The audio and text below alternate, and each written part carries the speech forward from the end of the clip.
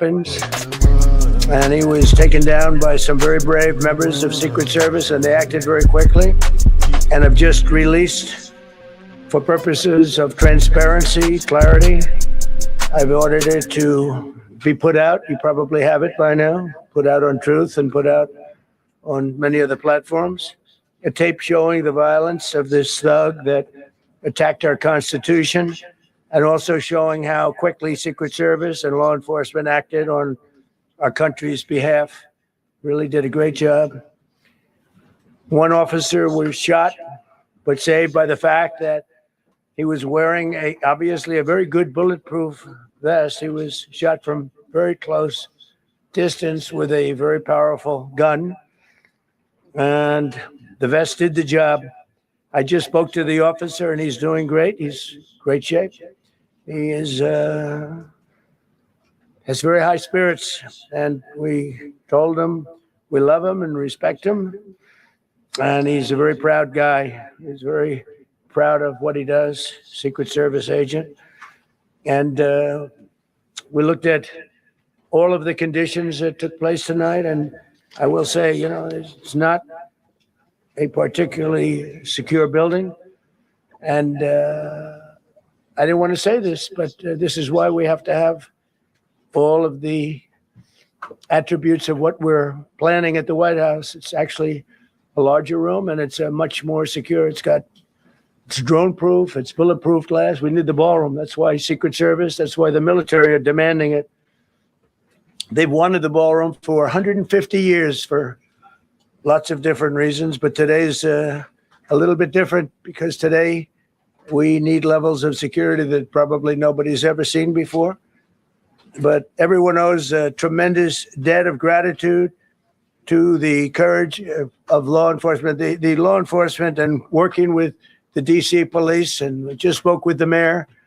And when we're finished, the police chief is going to take over and discuss it also from their viewpoint. But they also performed exactly as they were supposed to. And you see the attacker in different positions, but you also see the attacker totally subdued and under control. So as you know, this is not the first time in the past couple of years that our republic has been attacked by a would-be assassin who sought to kill. In Butler, Pennsylvania, less than 2 years ago, all know that story. And in Palm Beach, Florida, a few months after that, we came close. We really had, again, we had some great work done by law enforcement. But in light of this evening's events, I asked that all Americans recommit with their hearts in resolving our difference peacefully. We have to resolve our differences. I will say, you had Republicans, Democrats, independents, conservatives, liberals, and progressives. Those words are interchangeable, perhaps, but maybe they're not. But yet everybody in that room, big crowd, record-setting crowd. There was a record-setting group of people. And there was a tremendous amount of love and coming together. I watched, and I was very, very impressed by that. But First Lady and I were taken very well care of, very quickly rushed off the stage. Vice President J.D. Vance, who's here, was likewise beautifully done. He was just saying how quickly everybody acted, law enforcement, Secret Service in particular in this case, but law enforcement. Marco had the same thing. Pete was there. Pete didn't want any help. He didn't want anybody to help. He doesn't want anybody to help him, but he did get some, didn't you? And I think you also said that it was very impressive. So with that, I'd like to ask Todd Blanche to come up, say a few words, and tell you it's already underway. The man has been captured. They're going to his apartment. I guess he lives in California, and he's a sick person, a very sick person. And we don't want things like this to happen. I think it's very important that I say, though, and I told the representatives of the evening, they did such a beautiful job. It was such a beautiful evening. And again, they're talking about free speech in our Constitution. That's what it's all about, not just White House correspondence. It was really based on free speech in our Constitution. But I said very importantly that we'll do it again within the next 30 days, and we'll make it bigger and better and even nicer. So I just want to thank everybody that was involved. I also want to thank the press, the media. You've been very responsible in your coverage. I will say I've been seeing what's been out. You've been very responsible. So Todd Blanche, I'd like to say a few words, and then we're going to have cash. And then you're going to go on. We can ask, I guess we can take a couple of questions. I want to thank the First Lady that was a rather traumatic experience for her. There was a lot of action taking place up there very quickly. But again, the response time was really incredible. And we're going to reschedule. We're going to do it again. We're not going to let anybody take over our society. We're not going to cancel things out because we can't do that. We wanted to say tonight, I will tell you, I fought like hell to stay. But it was protocol. They said, please, sir, because they didn't know there was a lot of action going on, and they didn't know, could there be probably a lone shooter, but we'll find out. We'll find out very quickly. They have it very well under control. So I want to thank everybody very much. And Todd Blanche, please. Thank you very much, Mr. President. Tonight you saw the very worst and the very best of this country. You saw the very worst by the actions of that coward that the president just talked about. But you also saw the very best because you saw law enforcement do exactly what they're supposed to do. And you'll see the videos come out, I expect, very shortly. And you'll see law enforcement do exactly what we want them to do. And so I echo what President Trump just said, that we are extraordinarily grateful and appreciative of the men and women of law enforcement that did their jobs tonight, including one who was injured. This investigation is ongoing. I expect you will see charges filed shortly. The charges should be self-evident given the conduct, but as you'll hear, there will be multiple charges surrounding the shooting, around the possession of firearms, and anything else that we can get on this guy. The investigation is obviously ongoing and just started. There's federal law enforcement already working on search warrants and doing their job, and I don't want to get ahead of them and don't want to get ahead of the work that they're doing even as we speak. Director Patel and I were just on the crime scene a short while ago, and everybody in this room should rest assured that the Metropolitan Police Department, the FBI, Secret Service, everybody's on the scene doing their job. I know that the police chief is going to give an update from the scene as soon as we're finished here, and I obviously will lead the details of what they have learned to him. But in the meantime, I just want to thank everybody in this room for the courage. And I want to thank President Trump for his words, and I promise you, justice will be served. Thank you, Dr. Patel. Thank you, General. Thank you, Mr. President. The president's absolutely right. You saw the best resolve of American law enforcement because you, Mr. President, inspire them 24/7, 365. You give them the resources that they need, and they know that you have their back. And that is a changing dynamic in this country. And that's why you saw brave Secret Service agents respond immediately, swiftly, subdue and take down the suspect and safeguard the lives of thousands of individuals at that hotel. Thanks to our interagency partnership with the Department of Homeland Security and the Metropolitan Police Department, the FBI was rapidly deployed onto the scene, took over the evidence response unit, is examining all the ballistics that were found on scene to include the long gun and the shell casings. We are conducting witness interviews as we speak. You will hear from our team on the scene there with the mayor and the head of the FBI field division there. But please know what the Attorney General has just said reigns no truer. You saw the very best of America tonight. The very best unite us at a time of uncertainty because we have leadership here with the president, the vice president that backs law enforcement, and the men and women that I shook their hands on the scene today could not have been prouder to show up on scene. And as the Attorney General said, make no mistake, we are conducting witness interviews. If you have any information whatsoever related to this event, 1-800-CALL-FBI, 1-800-CALL-FBI. No piece of information is too small. No piece of information is inadequate. We will evaluate it all. We will also be conducting interviews of those that were there. And if any of those individuals have information, please come forward to law enforcement or the FBI or the Metropolitan Police Department. We will be examining this individual's background thoroughly. That process has already started, and we are going to ensure that he was either a lone wolf actor or anyone else that was responsible. We will analyze all evidence immediately to make sure that we safeguard this country. Mr. President, Mr. Vice President, thank you for your leadership, Attorney General, and Homeland Secretary Merlin, thank you for your partnership in law enforcement. Thank you, Ken. Okay, we'll do a couple and then we go to the chief. Madam Chairman, I just want to say you did a fantastic job. What a beautiful evening, and we're going to reschedule. Okay. And after that, it's very tough for her to ask a killer question, right? But you have done a fantastic job. Please. Mr. President, I appreciate it. As you mentioned, it all happened so quickly. Yeah. And I wonder, especially because unfortunately you have experience with these sorts of threats, in that moment when you realized there was a threat and service agents were telling us to get down, can you describe what was going through your mind, how you were feeling in that moment?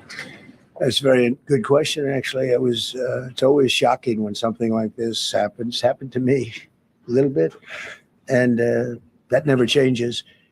The fact we were sitting right next to each other, First Lady on my right, and I heard a noise and sort of thought it was a tray.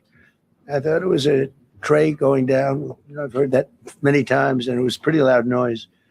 And it was from quite far away. He hadn't breached the area at all. They really got him. But so it was quite far away, but it was a gun. And some people really understood that pretty quickly. Other people didn't. I was watching to see what was happening. Probably should have gone down even faster. Melania was very cognizant, I think, of what happened. I think she knew immediately what happened. She was saying, that's a bad noise. And we were whisked away along with other people, but we were really whisked away. And again, the performance of the Secret Service and the police, all of the law enforcement, I thought was really good. So it was very quick. There wasn't a lot of time to be thinking because it was a matter of seconds before we were out the door and gone into an area. We very much, and you wanted to too, we very much wanted to continue it because I don't like to let these sick people, these thugs, these horrible, horrible people change the fabric of our life, change the course of what we do.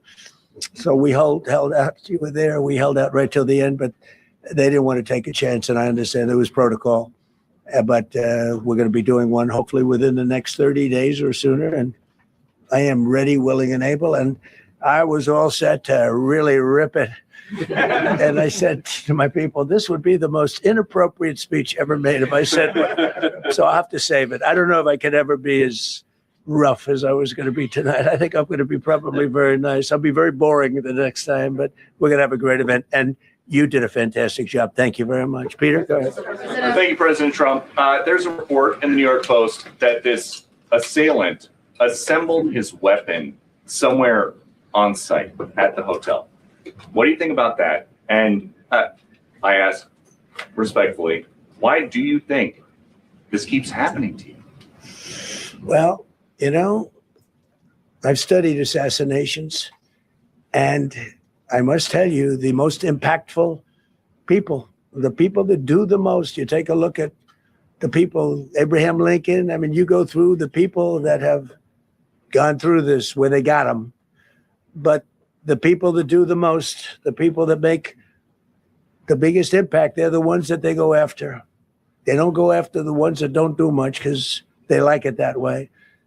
And when you look at the people that have either, whether it was an attempt or a successful attempt, they're very impactful people.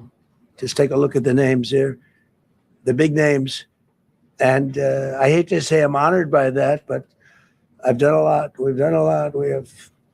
We've taken this country, and we were a laughing stock for years, and now we're the hottest country anywhere in the world. We've changed this country, and there are a lot of people that are not happy about that. So I think that's the answer, Peter. And after Butler, your team for a while rethought outdoor events. Yeah. Do you think that you now need to rethink No. indoor? Well, but then you just don't do events. No, I can't do that. I have to. It is what it is. We have to do it.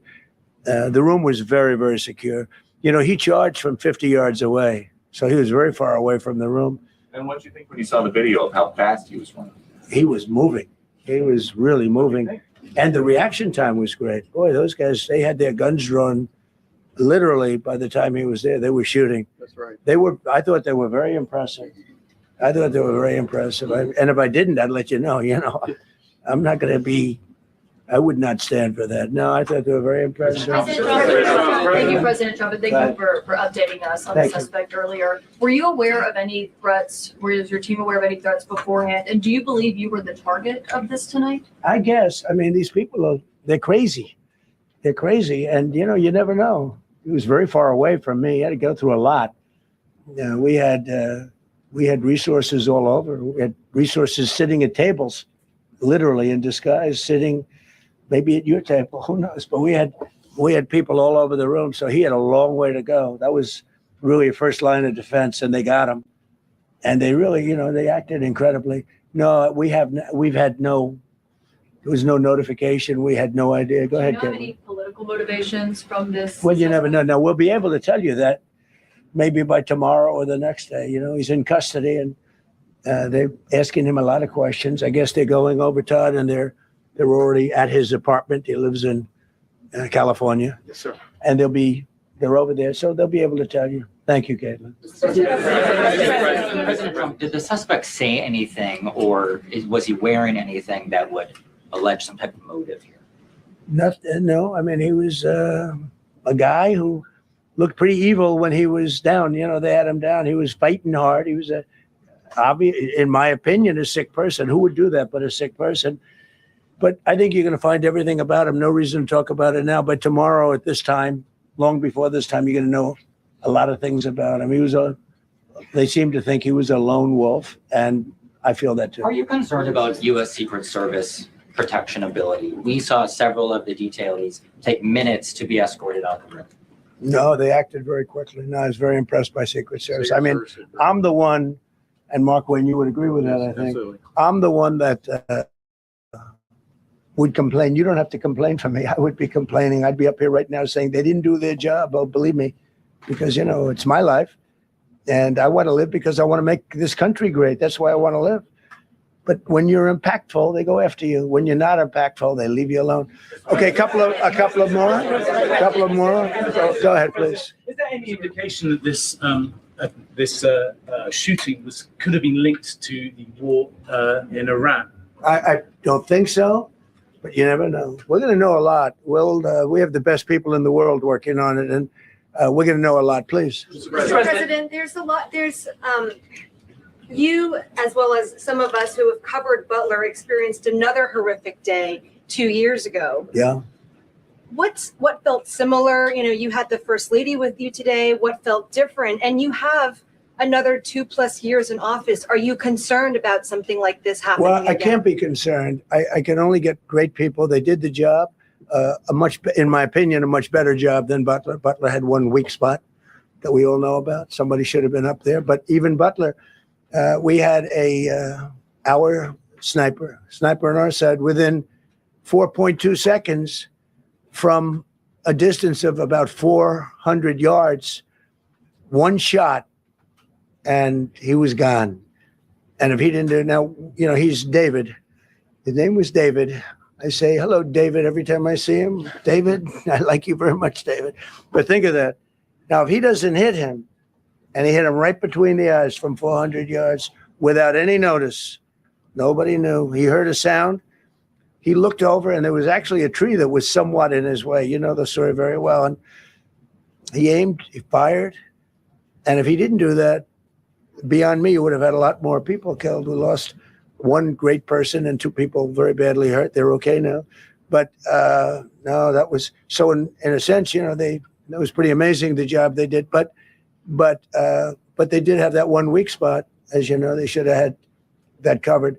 Tonight, they had everything covered very quickly. And he was fast. He was running full blast, and they got him before they got any further. I was very far away. He hadn't anywhere close to breach the doors of the ballroom. The ballroom was sealed, and everybody in there. That's why once those doors opened, they didn't want to do tonight. If the doors weren't opened, we could have probably done it tonight. But I think we're much better off rescheduling. Yeah, please. Mr. President, for you and perhaps law enforcement as well, what is the level of confidence that this was a lone actor? And has the suspect made any statements to police while in custody? Yeah, I think it's just my profession. We have great professionals up here and outside that have been working with us. My impression is he was a lone wolf, whack job. These are crazy people. These are crazy people, and they have to be dealt with. We had that in the second attempt, as you know, and he's spending life in prison. Because if you let him out, they'll probably, if he serves 10 years or 15 years, you let him out, he'll probably try it again with somebody else. They're sick people. We have a lot of sick people. But you're going to know, I think very shortly, you're going to know, Todd, a lot about him. You're going to know a lot about him. Yeah, a couple of more. Yeah, please, go ahead. Are you concerned about political violence? This could be politically All motivated. violence. I'm concerned about everything. Look, but I can't be so concerned that you can't function. No, I'm here. It's a dangerous profession. I tell the story, race car drivers, I think it's very dangerous. So if you take 1% and then take about 10% of 1%, just to break it down very easily, they die. So much less than 1%, 10% of 1%. I think bull riding is very dangerous. If you take about the same 10% of 1%, much less than 1%. But if you take presidents, it's 5.8%. And about 8% are shot at. So nobody told me this was such a dangerous profession. If Marco would have told me, maybe I wouldn't have run. Maybe I would have said, I'll take a pass. No, it's a dangerous profession, but I don't view it that way. Look, I'm here to do a job as part of the job. It is a dangerous, I can't imagine that there's any profession that's more dangerous. But I love the country, and I'm very proud. I'm very proud of the job we've done. You see what's happened. We have a great country. We've got, I think, the most successful, the hottest country anywhere in the world. This happened over a period of just a year, and we're going to do great things. But with that come risks. There's no question about it. Yeah. To that end, I mean, there's been so much political violence, not just aimed at yourself, but at other members of Congress, state house speakers, you name it. Is that just the cost of doing business to do politics in America anymore? Yeah, well, what does that say about our country? Too.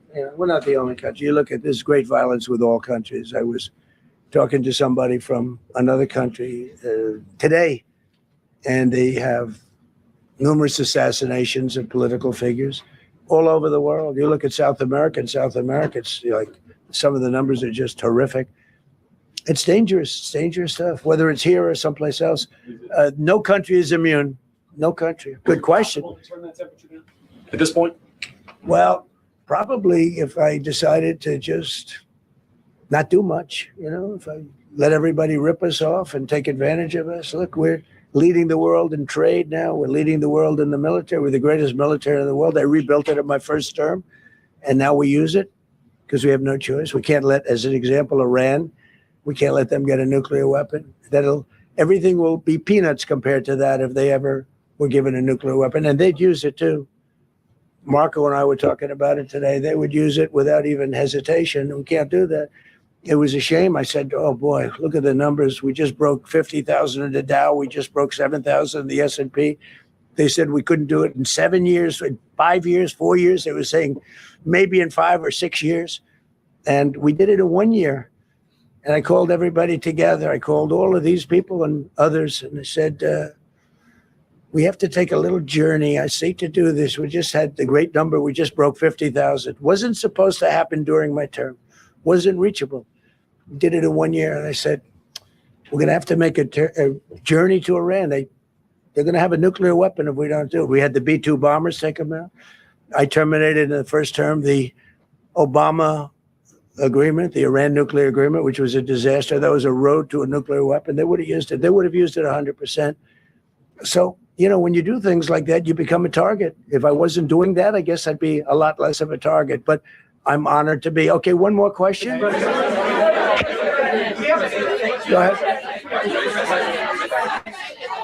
Yeah, go ahead. Thank you, President Trump.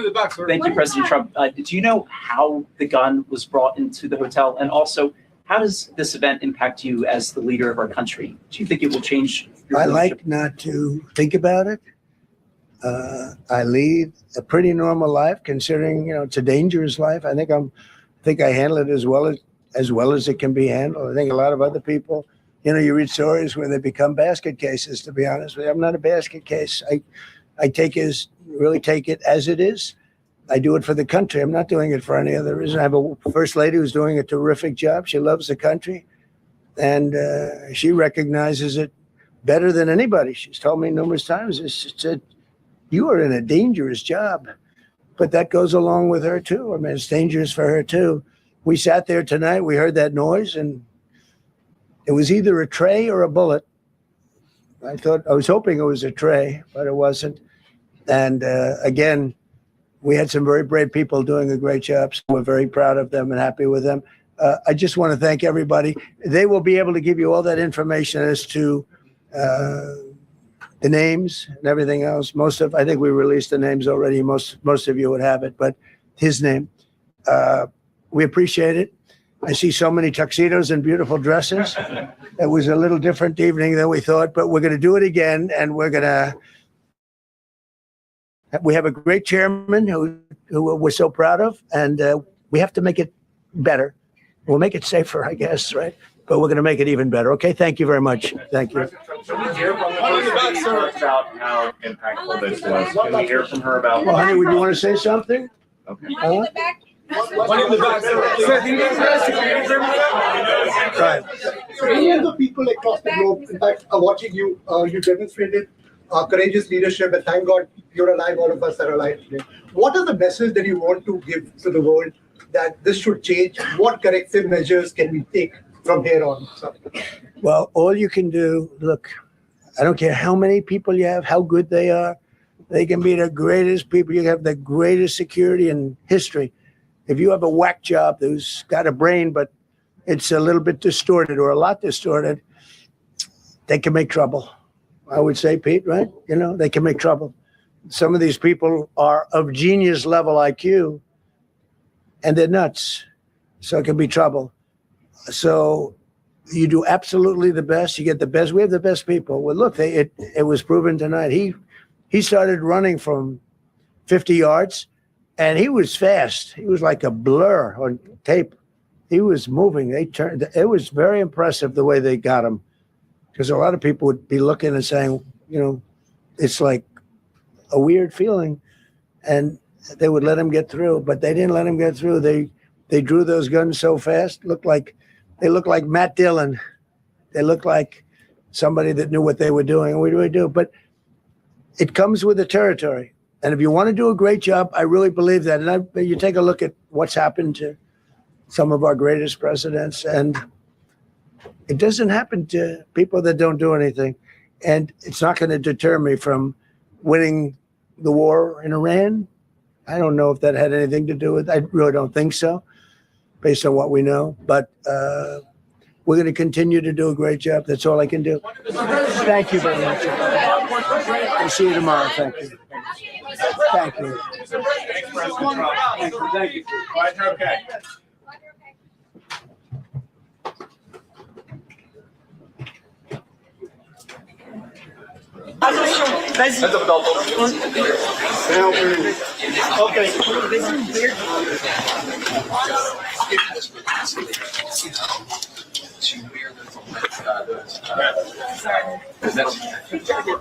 So this is the area where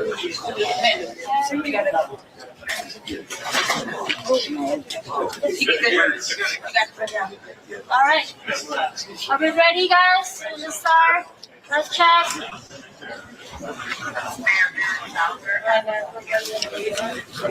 Good evening. I'm Muriel Bowser. I'm the mayor of Washington, D.C.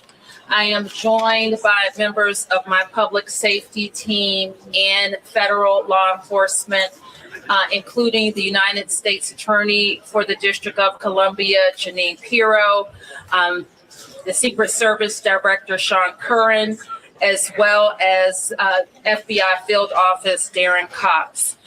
We're here to provide you an update on the incident that took place tonight at 8:36 p.m. at the Washington Hilton at the site of the White House Correspondents' Dinner. At about that time, a sole gunman rushed a Secret Service checkpoint in a lobby at the hotel. Secret Service agents stopped the suspect. An agent was injured and transported to a local hospital where the agent is receiving care. The suspect is also transported to a local hospital where he is being evaluated. The president returned safely to the White House, as you know. We are so very thankful to members of law enforcement who did their jobs tonight and made sure that all guests were safe. We have no reason to believe at this time that anyone else was involved. I want to turn to the Chief of the Metropolitan Police Department, Chief Carroll, to provide a law enforcement update and specifics. Thank you, Madam Mayor. Again, I'm Jeff Carroll, Interim Chief of Police for the Metropolitan Police Department. This afternoon, this evening, members of the United States Secret Service and the Metropolitan Police Department were here at the Washington Hotel for a site detail for the Correspondence Center. As the mayor mentioned, at approximately 8:36 tonight, an individual charged a U.S. Secret Service checkpoint here in the lobby area of the hotel. He was armed with a shotgun, a handgun, and multiple knives. As he ran through that checkpoint, members of law enforcement from the United States Secret Service intercepted that individual. This is a very preliminary investigation at this point. We do know that law enforcement exchanged gunfire with the individual. We do know that a U.S. Secret Service uniformed division officer was struck in his vest. He was transported to a local hospital for treatment. He seems to be in good spirits at this time. The suspect in this case, he was not struck by gunfire. However, he was transported to a local hospital to be evaluated. Again, we're very early in the investigation. We have members of the United States Secret Service, the Metropolitan Police Department, and the FBI here to continue to investigate this matter. But at this point, it does appear he is a lone actor, a lone gunman. There does not appear to be any sort of danger to the public at this time. However, we are continuing to investigate this matter. At this point, I will turn it over to, I believe, the FBI.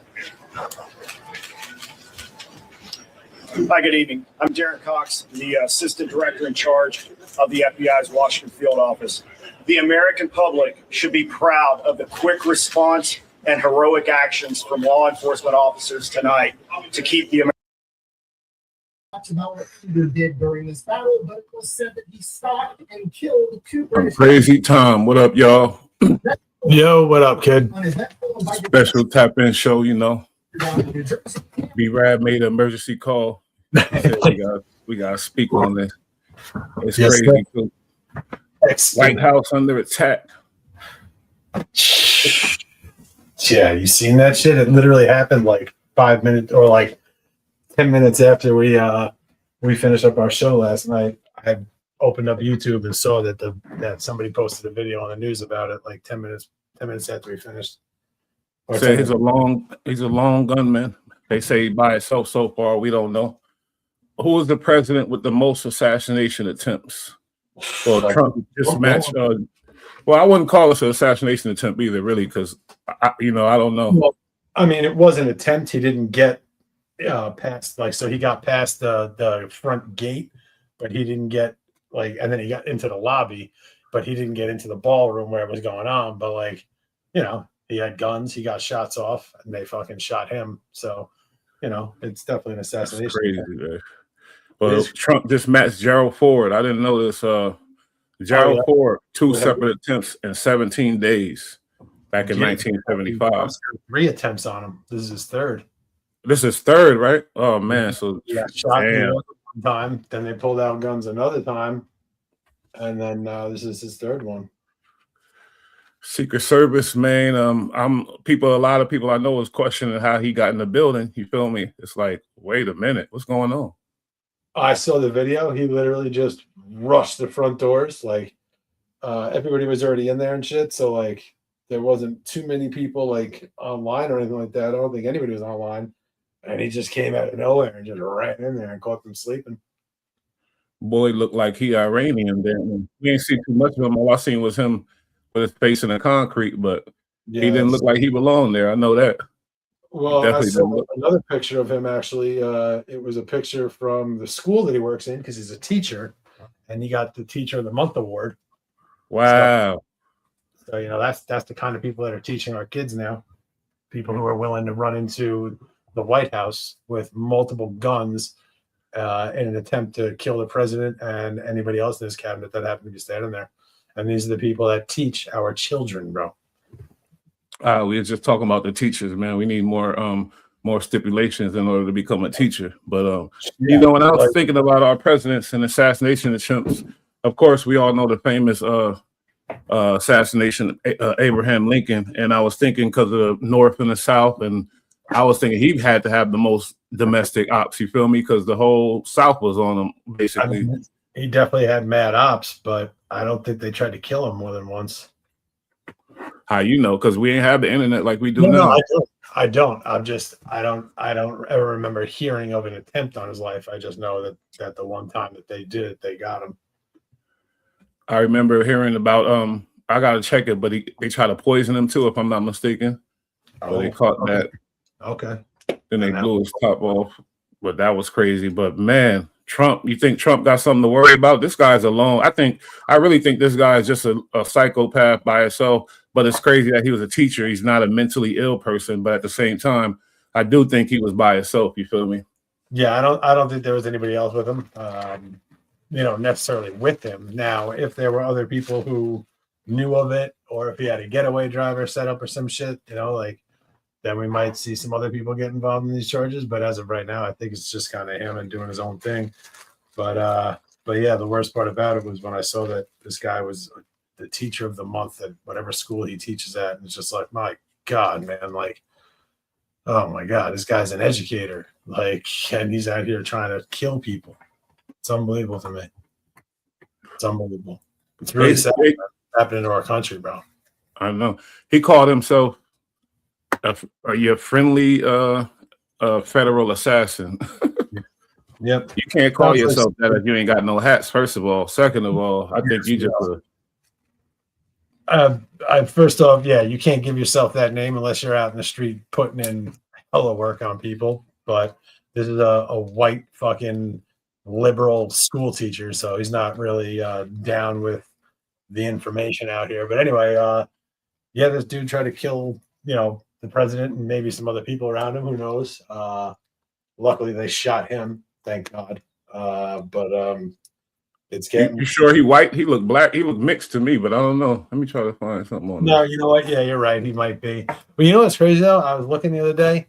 So Indians from India are classified as white, on paperwork, they're supposed to put white. What are they post? What do you want them to put? No, I don't know, but I'm just saying Egyptians, you know what I mean? They're. You're saying you don't want them. You said we should take them. The blacks should take them because y'all don't want them. Whoa! I didn't say nothing no. But I did. I mean, that's just something I saw. That's just how it's classified by government. I don't have a problem with it. That's just a classification. Doesn't mean shit. Although I did see something recently that's kind of crazy. What's that? In jails now, they're fucking around with people's ethnicity on their paperwork. Literally, you can search it right now, or I can search it and send it to you. But it'll pull up a bunch of people with their mugshot and their charges and everything, and you're looking at it, and it's a dude who's black in the Wesley Snipes or cornrows, and when it comes to ethnicity, it says Caucasian, and then it shows a bunch of other. Because what they're trying to do is they're trying to fuck with the percentages and the numbers of, who's incarcerated. So they keep switching up people from, black or other. That's some crazy shit. But a lot of people gonna speculate. I'm sure we'll find out this guy's motive and what really pushed him over the edge. He's not an insane person. He's working a professional job. Got Teacher of the Month. A lot of people speculate, but if I'm gonna take a guess, I'm gonna say the Iran war, but that's just a guess. You feel me? I feel you. My guess is like most young men that are in America that may have originally been from somewhere else, they get solicited online by ISIS. So I'm gonna go with, he got radicalized, through the internet by ISIS. That's what I'm gonna go with. I haven't Straight seen any domestic terrorist. Nothing specific. He just hate everything about it. Or that's what that's what you're saying, basically. Well, no, I'm sure he had some, some reasons to not, everybody's got a reason to complain, but I just, in my studies, I've just realized, because he's not the first one, like there's a bunch of dudes, Americans and British, UK, young men, white dudes who converted to Islam while in America or in the UK.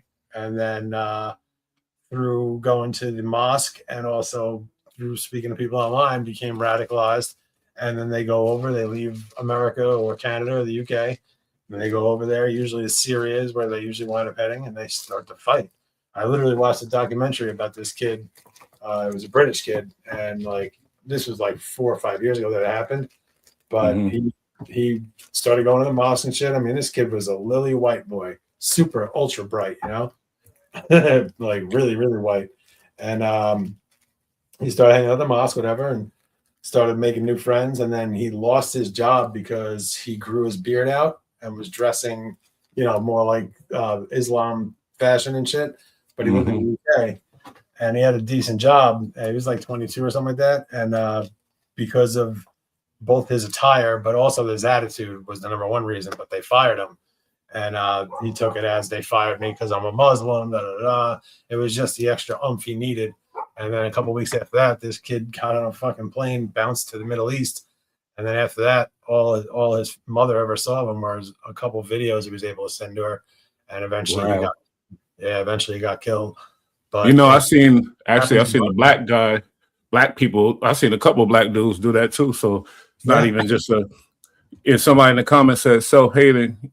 Yeah, but when you, that is a part of it, definitely, because I know that's a part of it in with our Caucasian brothers, because a lot of things going on with the internet, they watching it, they thinking, and they're going to hate their country and go against it. I think that's my opinion, a part of it. But, the feds ain't going to release nothing about this suspect yet, but, the internet works. So let's see what the internet got to say, what they know about him. Just a little short thing real quick. Absolutely. Alleged shooter at the White House Correspondents' Dinner, where the press has already gathered. Details are still emerging of the suspect police have identified as Cole Thomas Allen. An early search of social media sites suggests he's a Caltech graduate. Well, word is that he's a continuation teacher at Torrance Unified School District. Mind blowing. Police say the suspect tried to storm the dinner armed with a shotgun, a handgun, and multiple knives before he was stopped by the Secret Service. He was believed to be a guest at the Washington Hilton where the event was taking place. That this individual was intent on doing as much harm and as much damage as he could. And thankfully, because of the checkpoint right outside the ballroom, where thousands of people were situated to hear the President of the United States, because that checkpoint worked, there was no one who was injured. The suspect is now facing multiple charges, including using a firearm during a crime of violence and assaulting a federal officer with a dangerous weapon. And do you believe you were the target of this tonight? I guess. Shortly after the incident, President Donald Trump addressed reporters as questions turned to a possible motive. This shooting could have been linked to the war in Iran. I don't think so. Okay, they don't know much either yet. I noticed his demeanor was different. He was a lot calm. He seemed more gracious for his team. I think he's happy with, his team and everything else. And he didn't seem the same to me. I don't know. Did you watch this speech? I watched clips of it, and I just seen the video of the actual situation when it all went down. But I do agree with you. He seems super calm about it. But he's been through this already. He's kind of expecting it. The gunman never even made it into the same room with him. So it was just outside in the lobby, outside of the main doors to get into the venue. So they heard the pop, pop, pop, and as soon as you heard that noise, Secret Service got him. Hold up, that's crazy. Yeah, you're right. They reacted quick, but look, I gotta look at him. He's not just white. He's something else. He looked like he mixed with white and black. That's what he looked like to me. He's something. I don't know. But regardless, my vote is that he somehow got solicited online by ISIS, most likely. But yeah, they probably just found him online. It's crazy. I hate the fact that they're trying to turn this. This is America. Fuck that. We don't all that. Oh, I'm gonna rush the spot with the guns and knives and kill people. It's not gonna work. It's stupid. It's retarded. And you know, if you fight for one political party, you making them look crazy.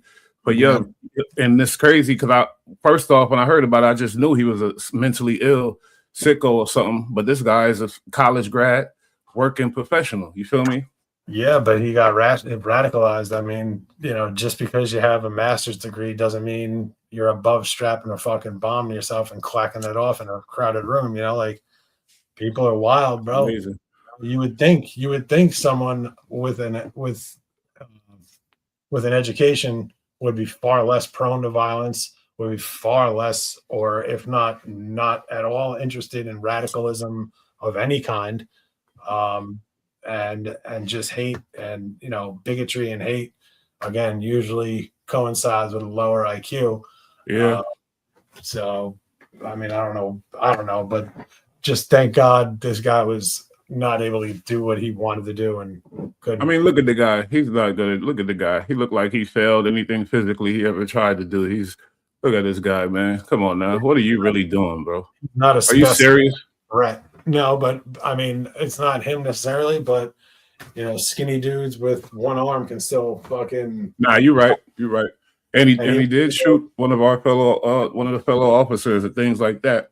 But all he did was fuck up everything for his cause, for our cause, the world, everything. You know, his kids that he was teaching. It's like, come on now. And you know they got to up the ante on Trump and security, which is money. You know, but not a big deal. But I'm just saying. The dumb shit like this, and we react, you know, we got to react. This is America, so it's got to be extra precautions, heavy shit, so this type of shit don't go down. So what are you really doing? Like, what is you doing? To this guy, like he could be an Iran operative. He may have gotten here like 5-6 years ago, sleeper cell type shit. Again, I think he acted alone, and I think he was solicited by ISIS online, but very possible for him to have gotten into it any other way. He may have come here. Did they say if he was natural born American citizen or is he? I don't know.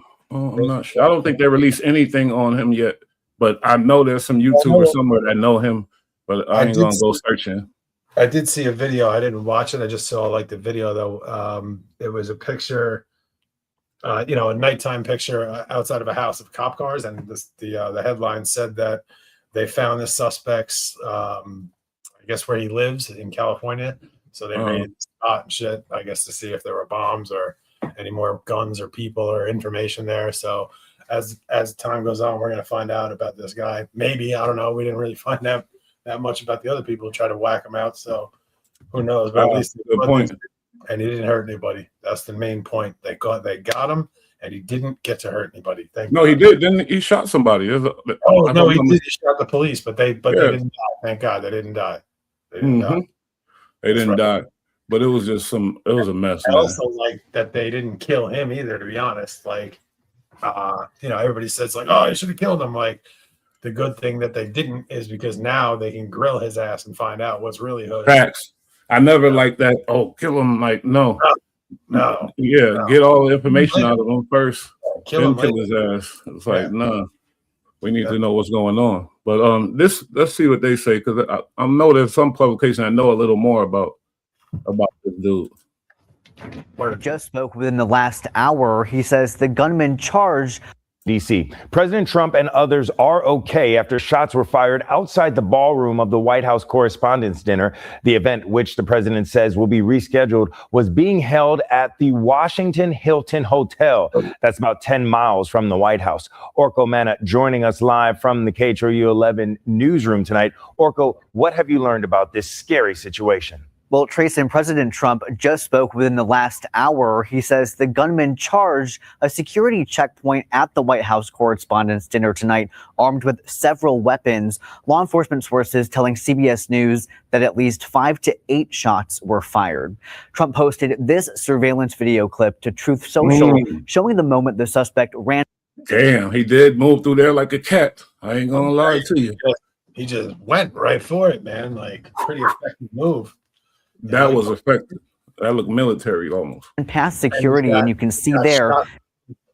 He's got shotguns and handguns all upon him. Like, This dude was ready for war, bro.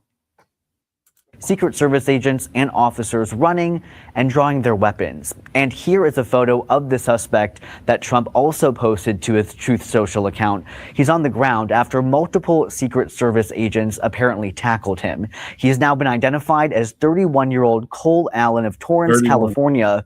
3 sources telling CBS News he had a shotgun and a handgun. We've learned he was a guest at the hotel and his room is being searched right now. Allen is currently being charged with use of a firearm during a crime of violence and assault on a federal officer using a deadly weapon. You know, it's sick that we get so engulfed in politics and our causes and stuff like that. You know, Iran, all these other countries, they put religion in it. So that's why a lot of them is all, and it's not understandable, but you know, but this is America. And we're turning it into some real hate for each other over politics. It's real bad, you know, when it's like, what the fuck? And what's crazy is that, like you just said, people are really like authentically hating each other over politics. Meanwhile, majority of Americans don't even have a grasp on what's going on in politics. You know, they read a couple of headlines every other day and they just run with whatever the headline was, but they don't read the paper. Or they don't read the paper at all. This kid is 31. You know, he's a kid. Why aren't you worried about a wife getting a girl enjoying your life while you're here on the physical earth, but you engulfed in this bullshit? And you know, I think in the future, social media is going to have a lot of lawsuits behind a lot of this stuff. I swear, you know, certain publications, because you could go down a fucking wormhole just like that. Just click on one video and bang, they got you. It radicalizes people super fast.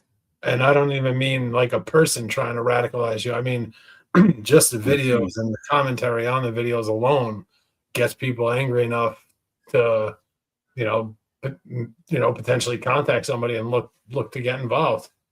You know, especially young, impressionable, young guys who might not necessarily be mentally ill, but maybe have some irregular behavioral patterns and shit, had a fucking rough upbringing one way or the other, maybe some sort of abuse or something, not necessarily like crazy, just like, maybe like roughed up a lot by like a stepdad type shit. Now he's angry. Mm-hmm.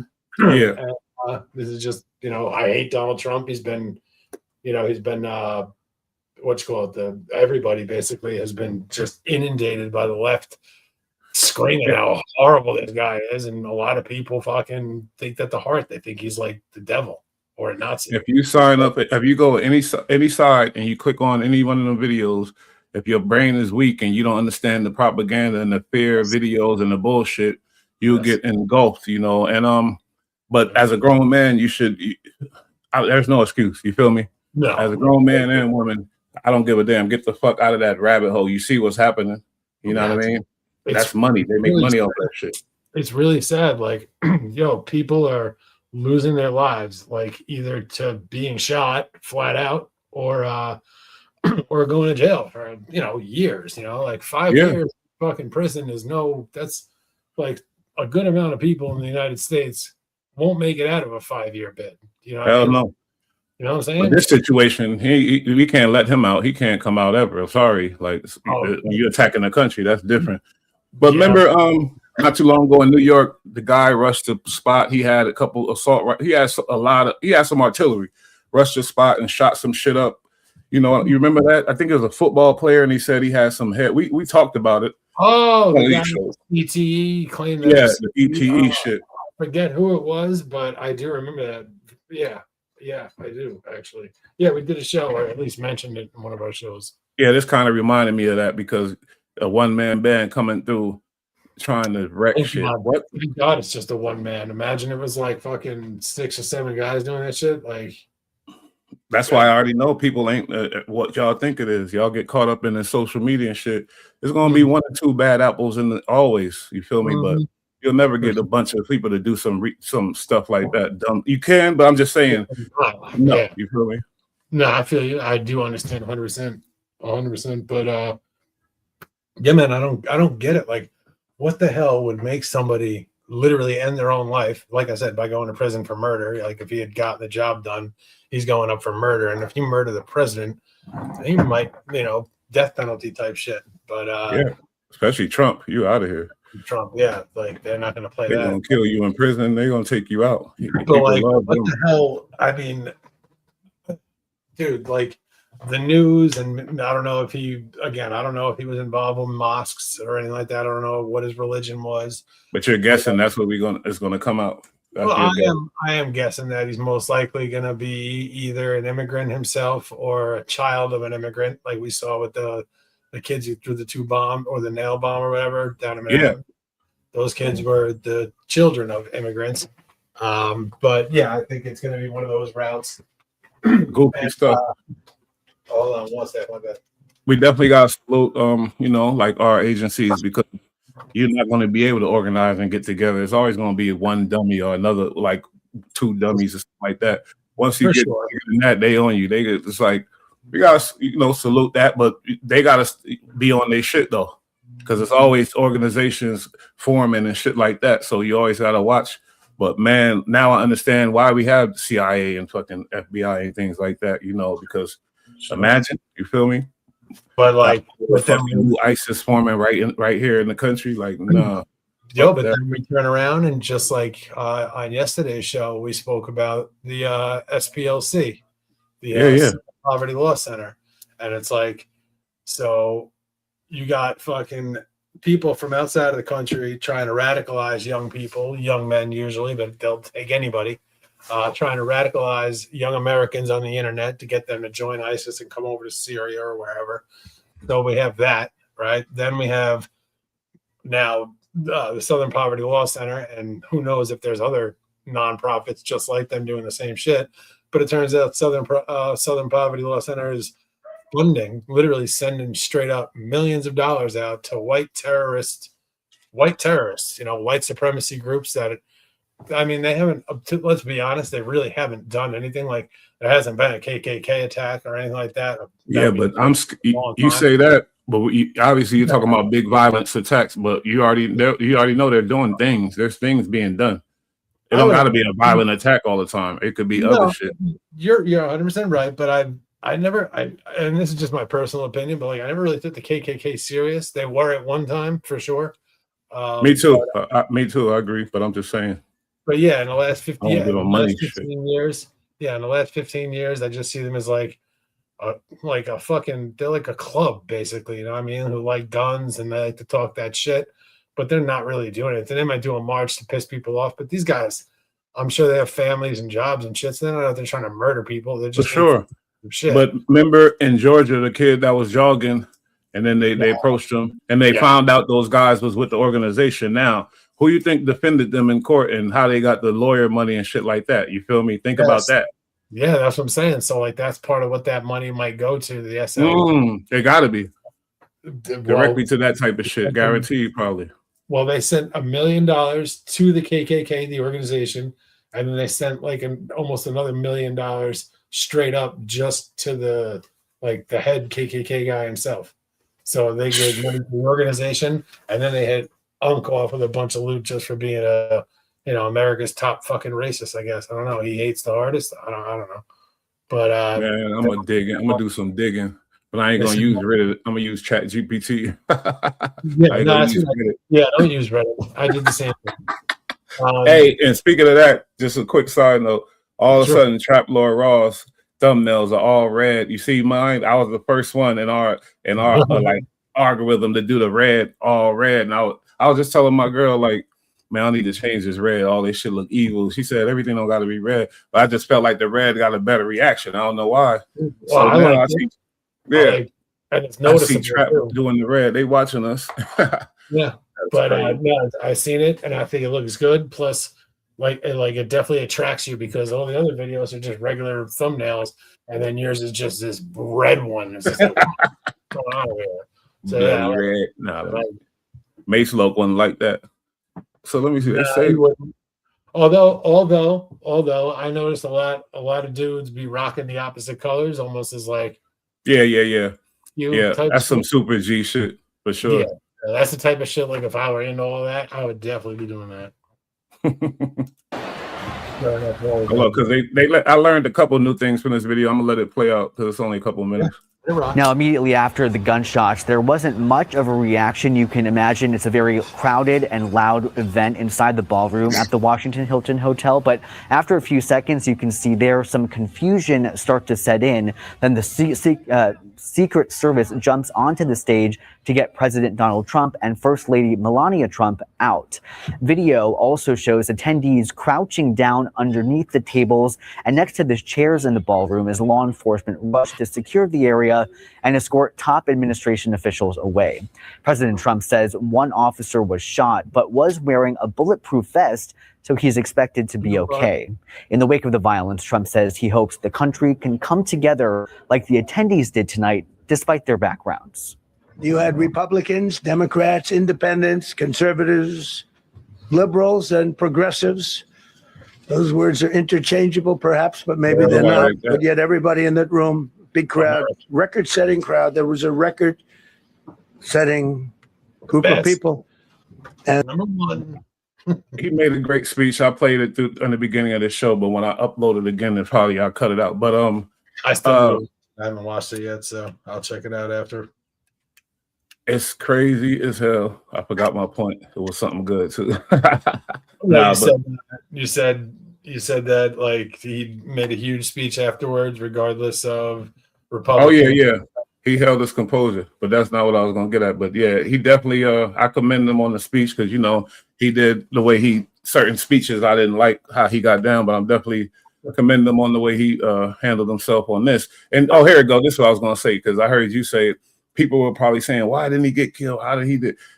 When did they? I don't even know where they captured him at, but yeah, it does seem like the Secret Service got to tighten up. That's my opinion. A little bit. I know Trump, and you got to imagine Trump. This is second or third attempt. He ain't gonna shit on his team that's around him. He can't do that. That wouldn't be smart. You feel me? But I'm sure he thinking like, how the fuck did this happen? Basically. Well, I'll explain to you the reason. The reason that they took him alive was because they had the opportunity to.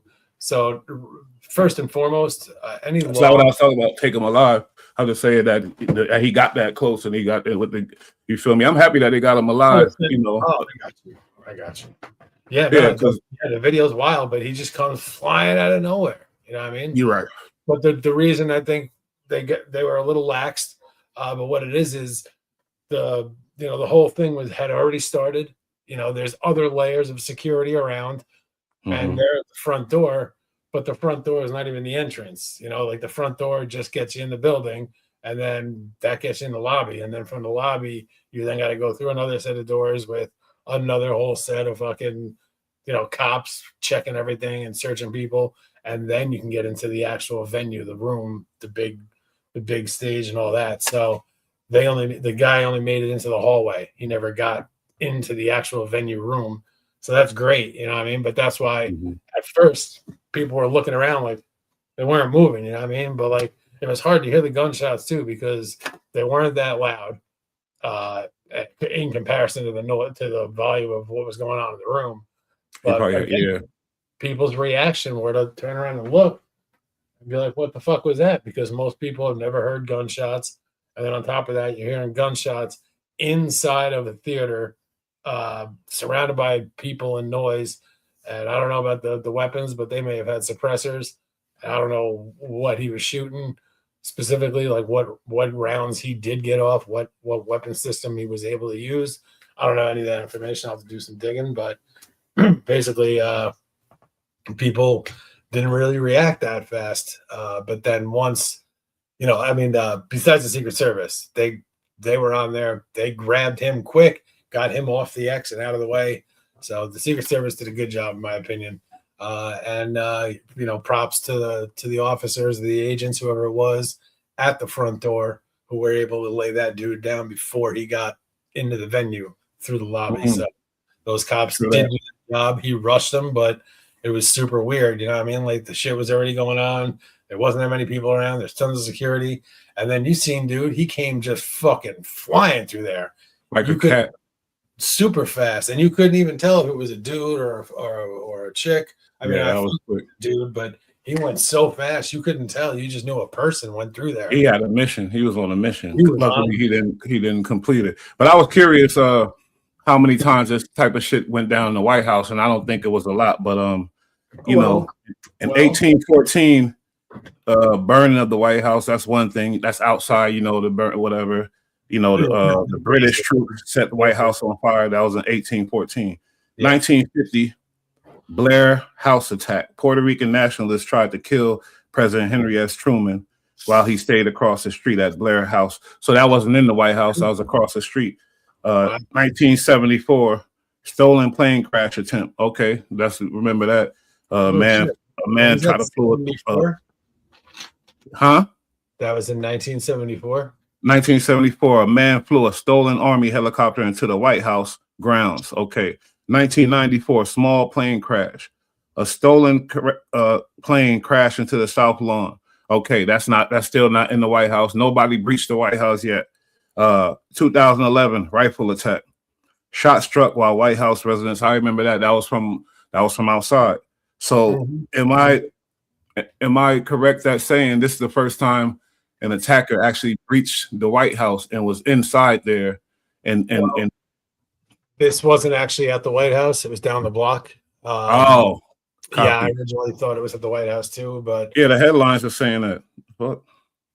Well, I don't think. It was okay, the grounds. That's what I guess it means, like the grounds of the White. You feel like kind of like because they don't have a ballroom right now. So what they do is they set up tents. Usually, this looked like it was inside, but they usually set up like the tents, like our catering tents and shit like that. The big ass white ones with the heating or the air conditioning piped in and shit. So that's what they usually do, and that's why he's building the ballroom so they have a place to host delegates. So I don't know if they were in one of those tent setups or if they were in another like a building, like rented out of an area. So I don't know. I'll have to check it out. But this can't be happening though. Everybody's gonna say good things, but you always got to be like, no, this is America. Fuck that. He shouldn't have been nowhere. He shouldn't have got nowhere close to that place. I don't give a damn.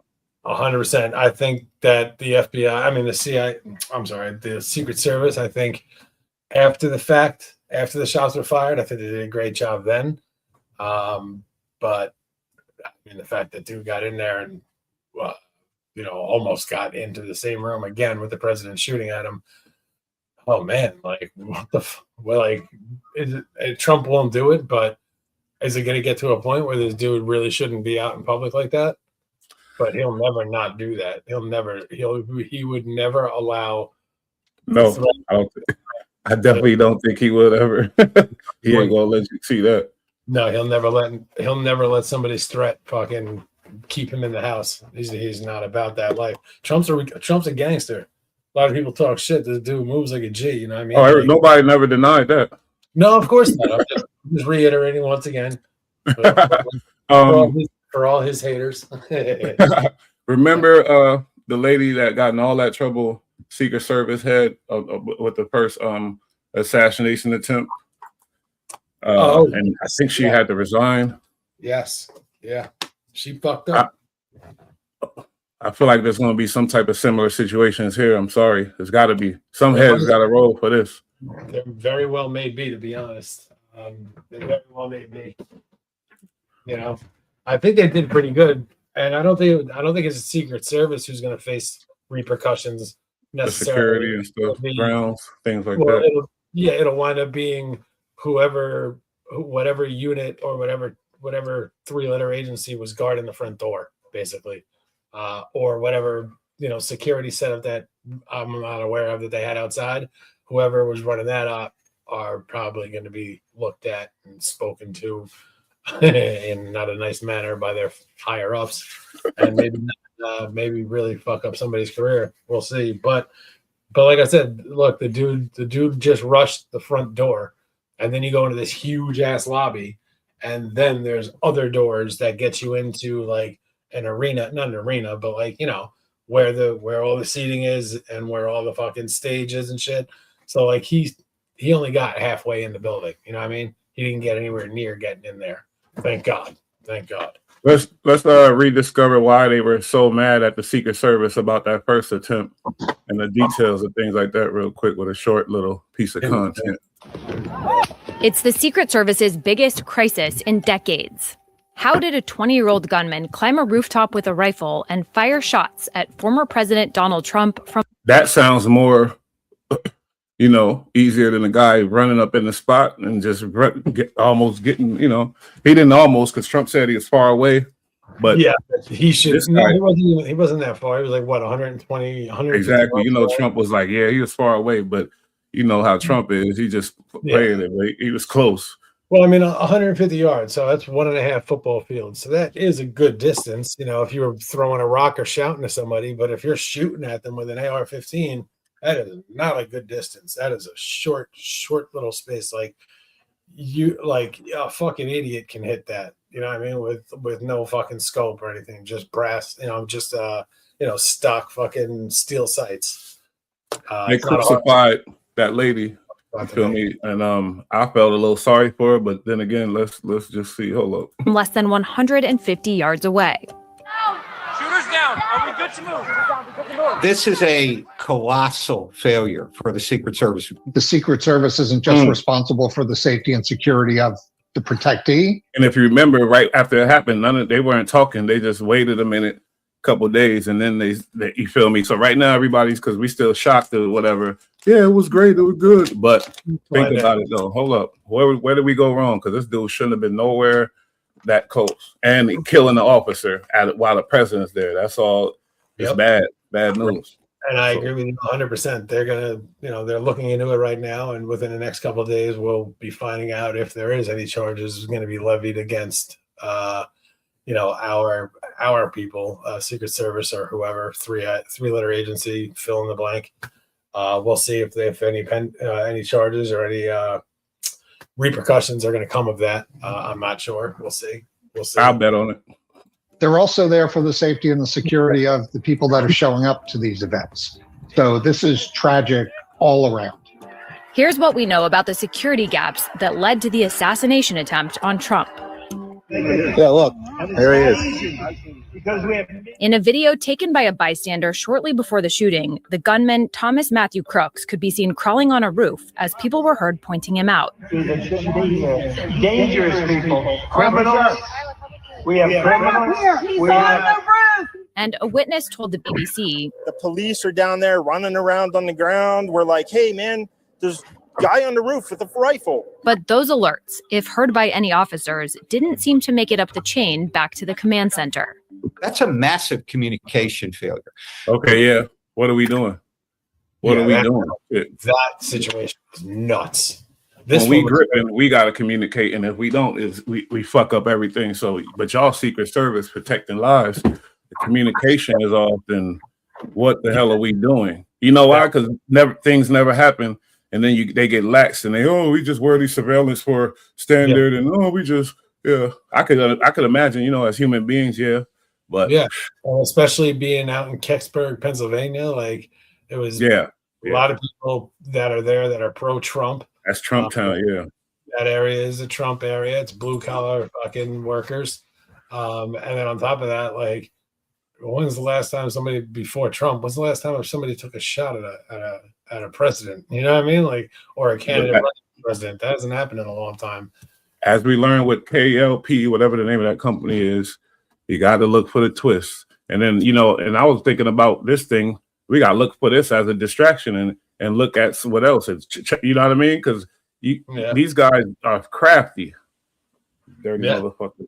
They are. Yes, they are. That's the thing. Like, we got used to fighting wars against irregular armies. It wasn't armies. It was just ragtag guys, terrorists, and a lot of guys coming from different countries from all over the Middle East into Afghanistan and Iraq to fight.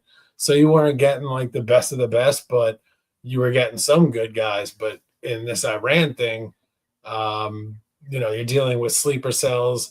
You're dealing with an actual army. I don't know what their leadership is looking like right now. I think they're the ones. I think military generals are the ones who are, calling the shots in Iran right now, because all the politicians were killed.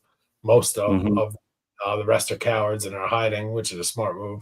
But man. So you got some really hardliners now that are trying to grab and grasp the helm or the wheel of the fucking chariot as it's burning, and they're gonna try to recorrect. But these are the dangerous ones.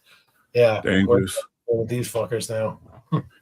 And obviously, whenever we're in war, you gotta watch for the little domestic lone wolves, because I ain't gonna lie, I seen some story and dude sister or stepsister was Korean or something like that while we was in the war or something. So he was out here and he spazzed out, and he wasn't even Korean, but his stepsister was, and she died or something like that. So even with this dude, who knows what we gonna find out? He could be like, oh, in Iran, I got, so it gets complicated.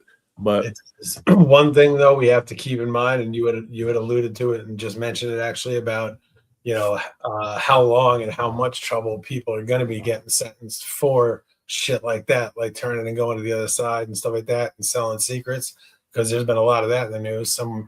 Another guy just got caught selling fucking nuclear weapons secrets, I believe, or some kind of classified naval information for like 11 grand to China, and it was they don't need to come out of jail. They need to stay in jail.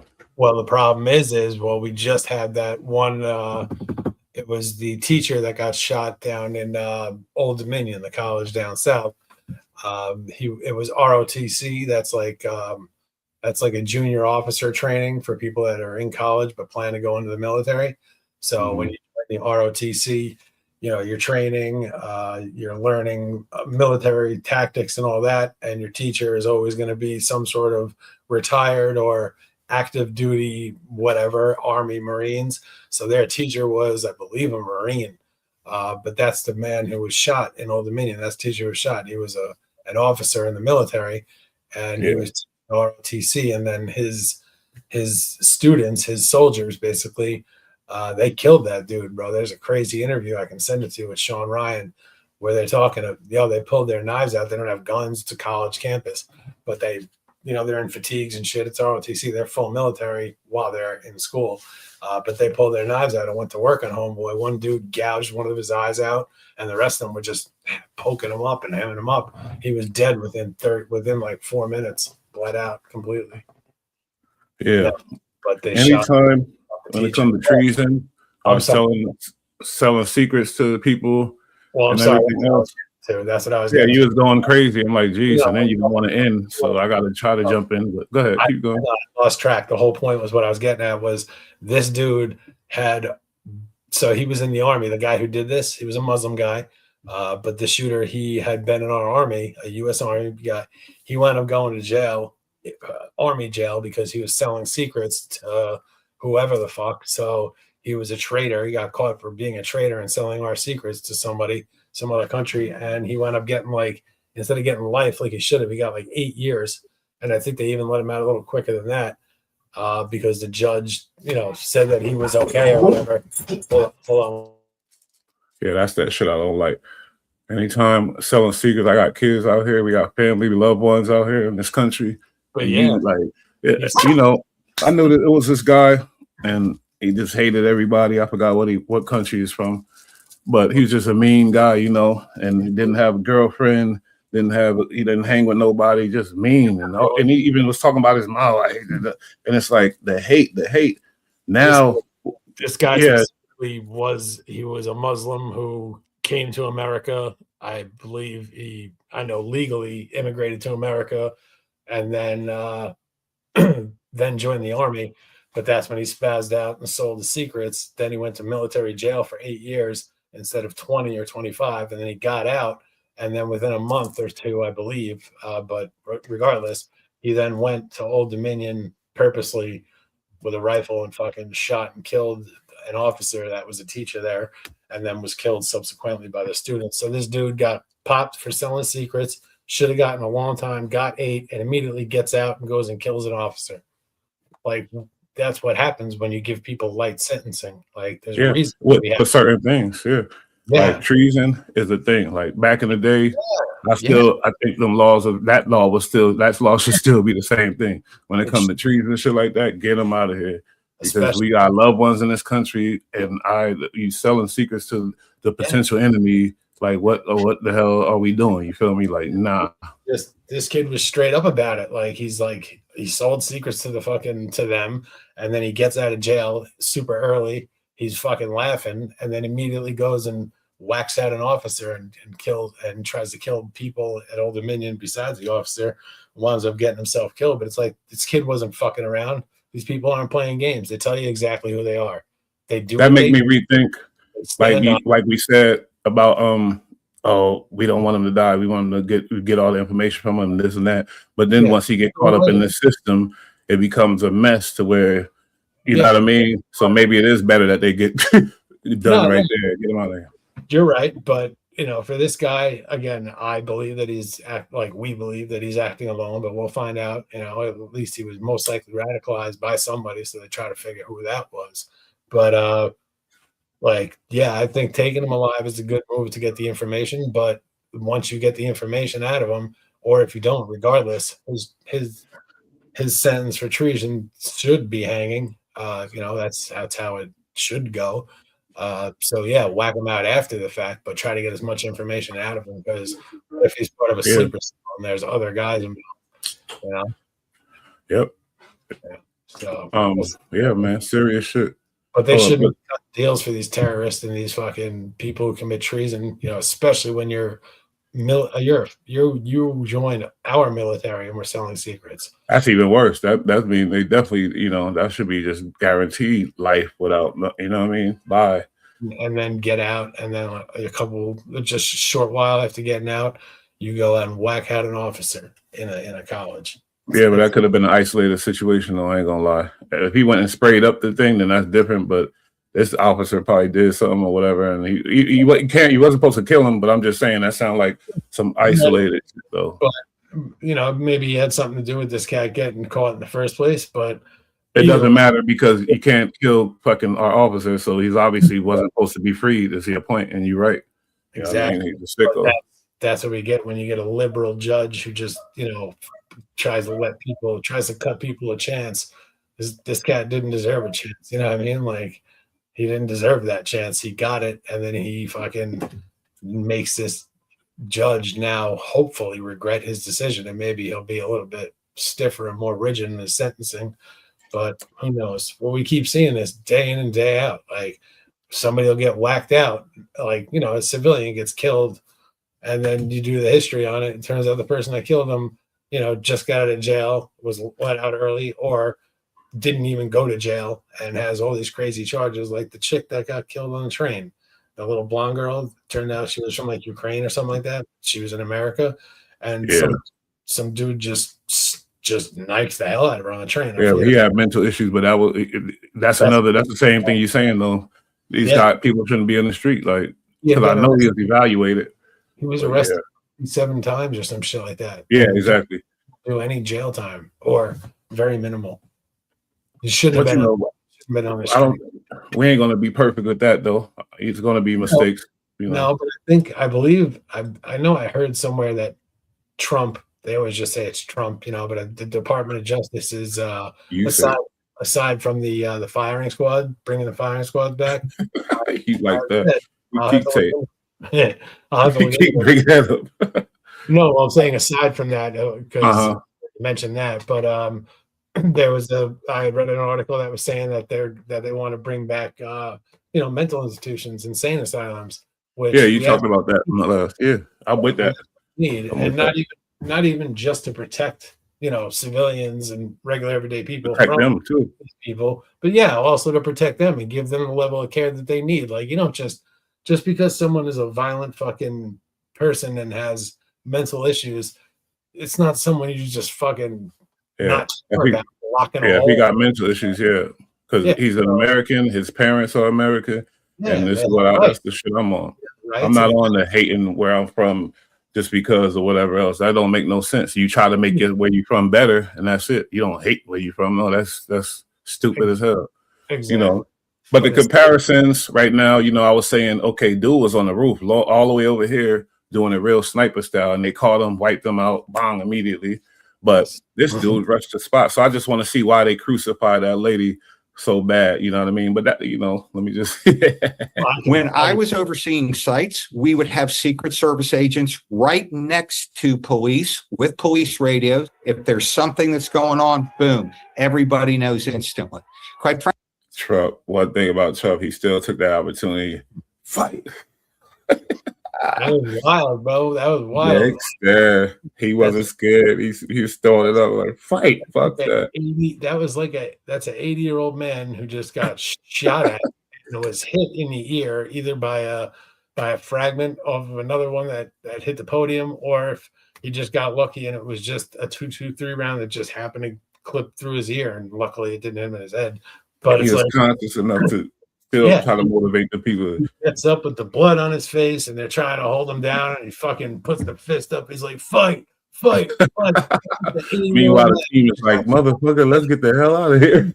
The girl, too. She was right there with him. I'm like, why they crucified? Look at her. She there. But let's keep going, because she was in charge, and the person in charge is the one that's got to take the blame for the shit. frankly, if the detail had known there was an armed person climbing up on a roof, they would have evacuated the president right away. No questions asked. Beyond that, the Secret Service said it relied on local law enforcement to secure the building that Crooks climbed. Typically, Secret Service and local police operate together in concentric circles. Closest to the principal, in this case Trump, are teams of highly trained... Just like we said, a situation where they got laxed, and you said they're in Pennsylvania, Trump town, is just that's what it sounds like. But now you got to pay when you get laxed.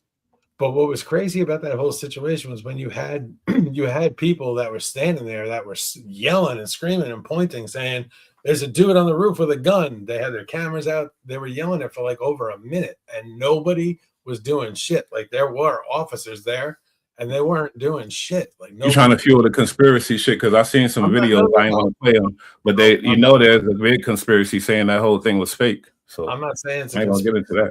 I'm not saying it's conspiracy. I'm just saying, like, as they're saying that, Secret Service will work with local law enforcement.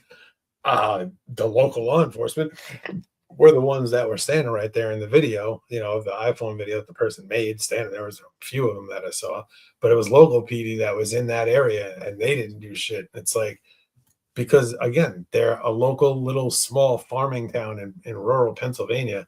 They don't see any action like a presidential assassination. That's, you know what I mean? Like, that's not something that they would ever expect they would have to deal with, but they didn't fucking move. If it was CIA or FBI or the Secret Service standing right there and people started pointing and screaming gun, that would have been handled a lot different, but it was flops. I think, there's a clean way to avoid that type of roof action too. Get a clear field like the stadium or some shit or whatever.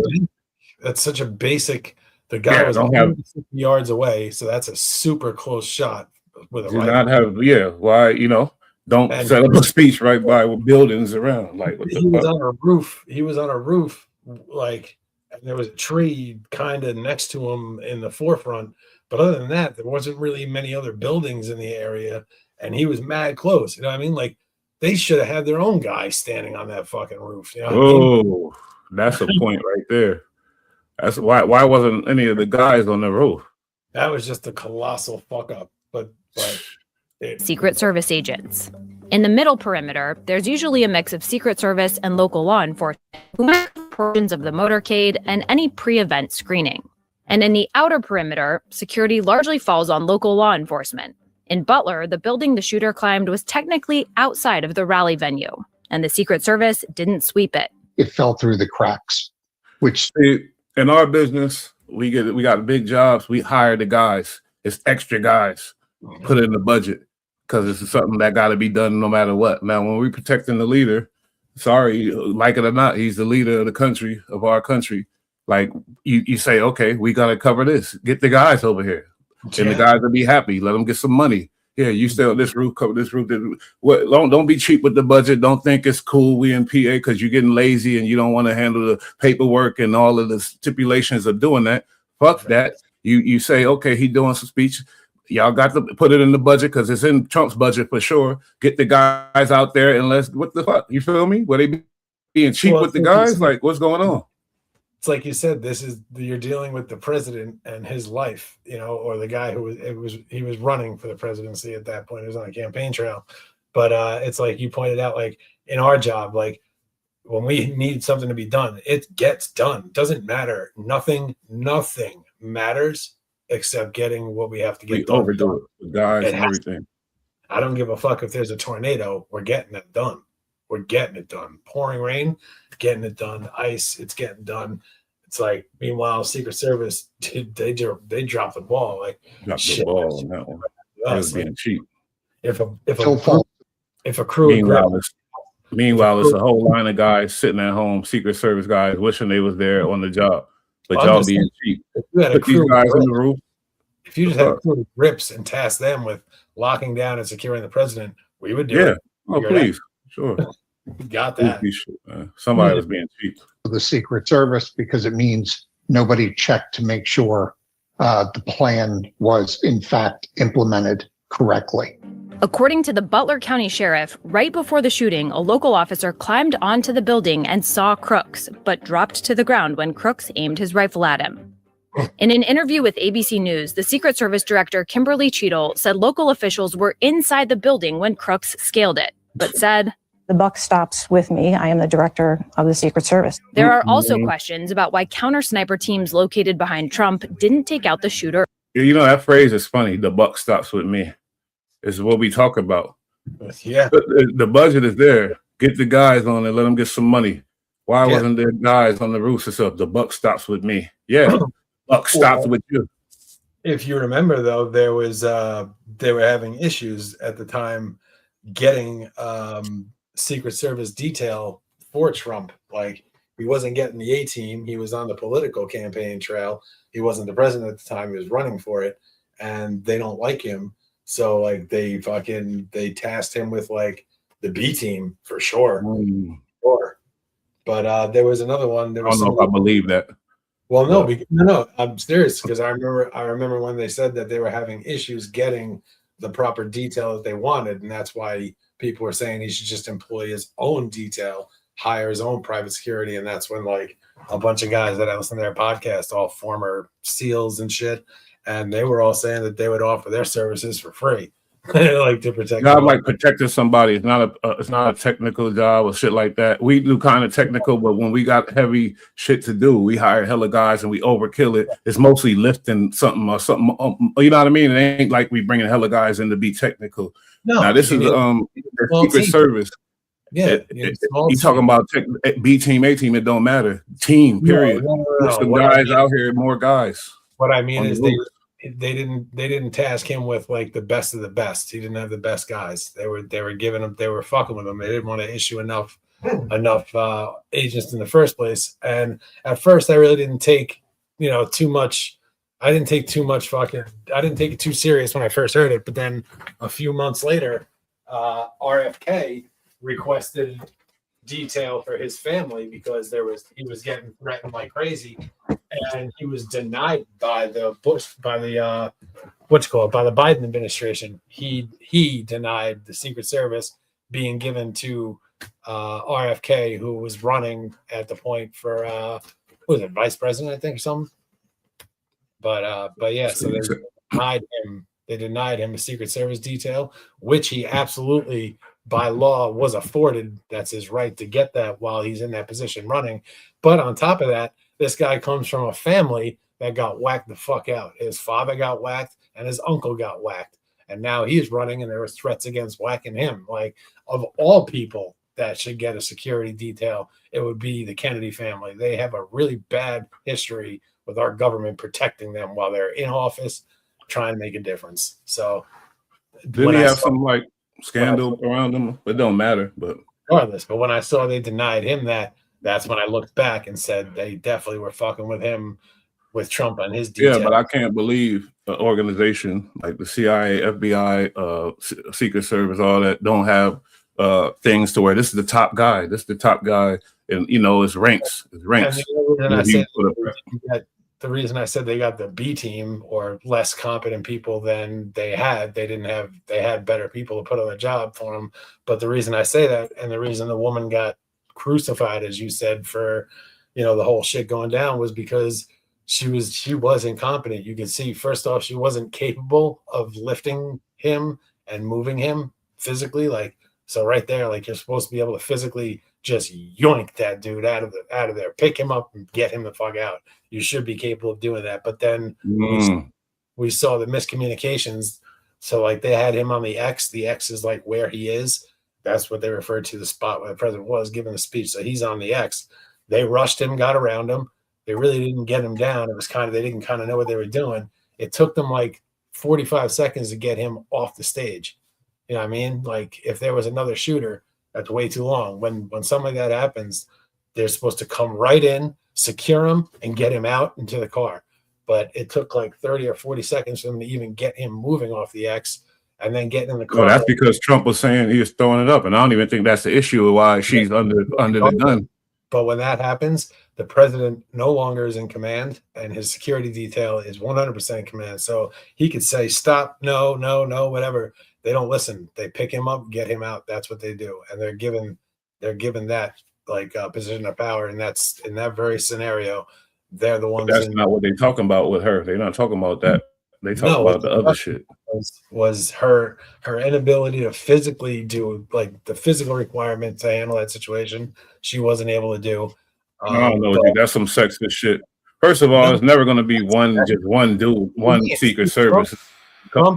No. Each one has to be self-sufficient, 100%. But what I'm saying is Trump's not a little dude. He's like 6'2" and like heavy. He's like probably 2. Yeah, but the first time she touched him, it was 3 other guys touching him at the same time. It ain't like it was just her.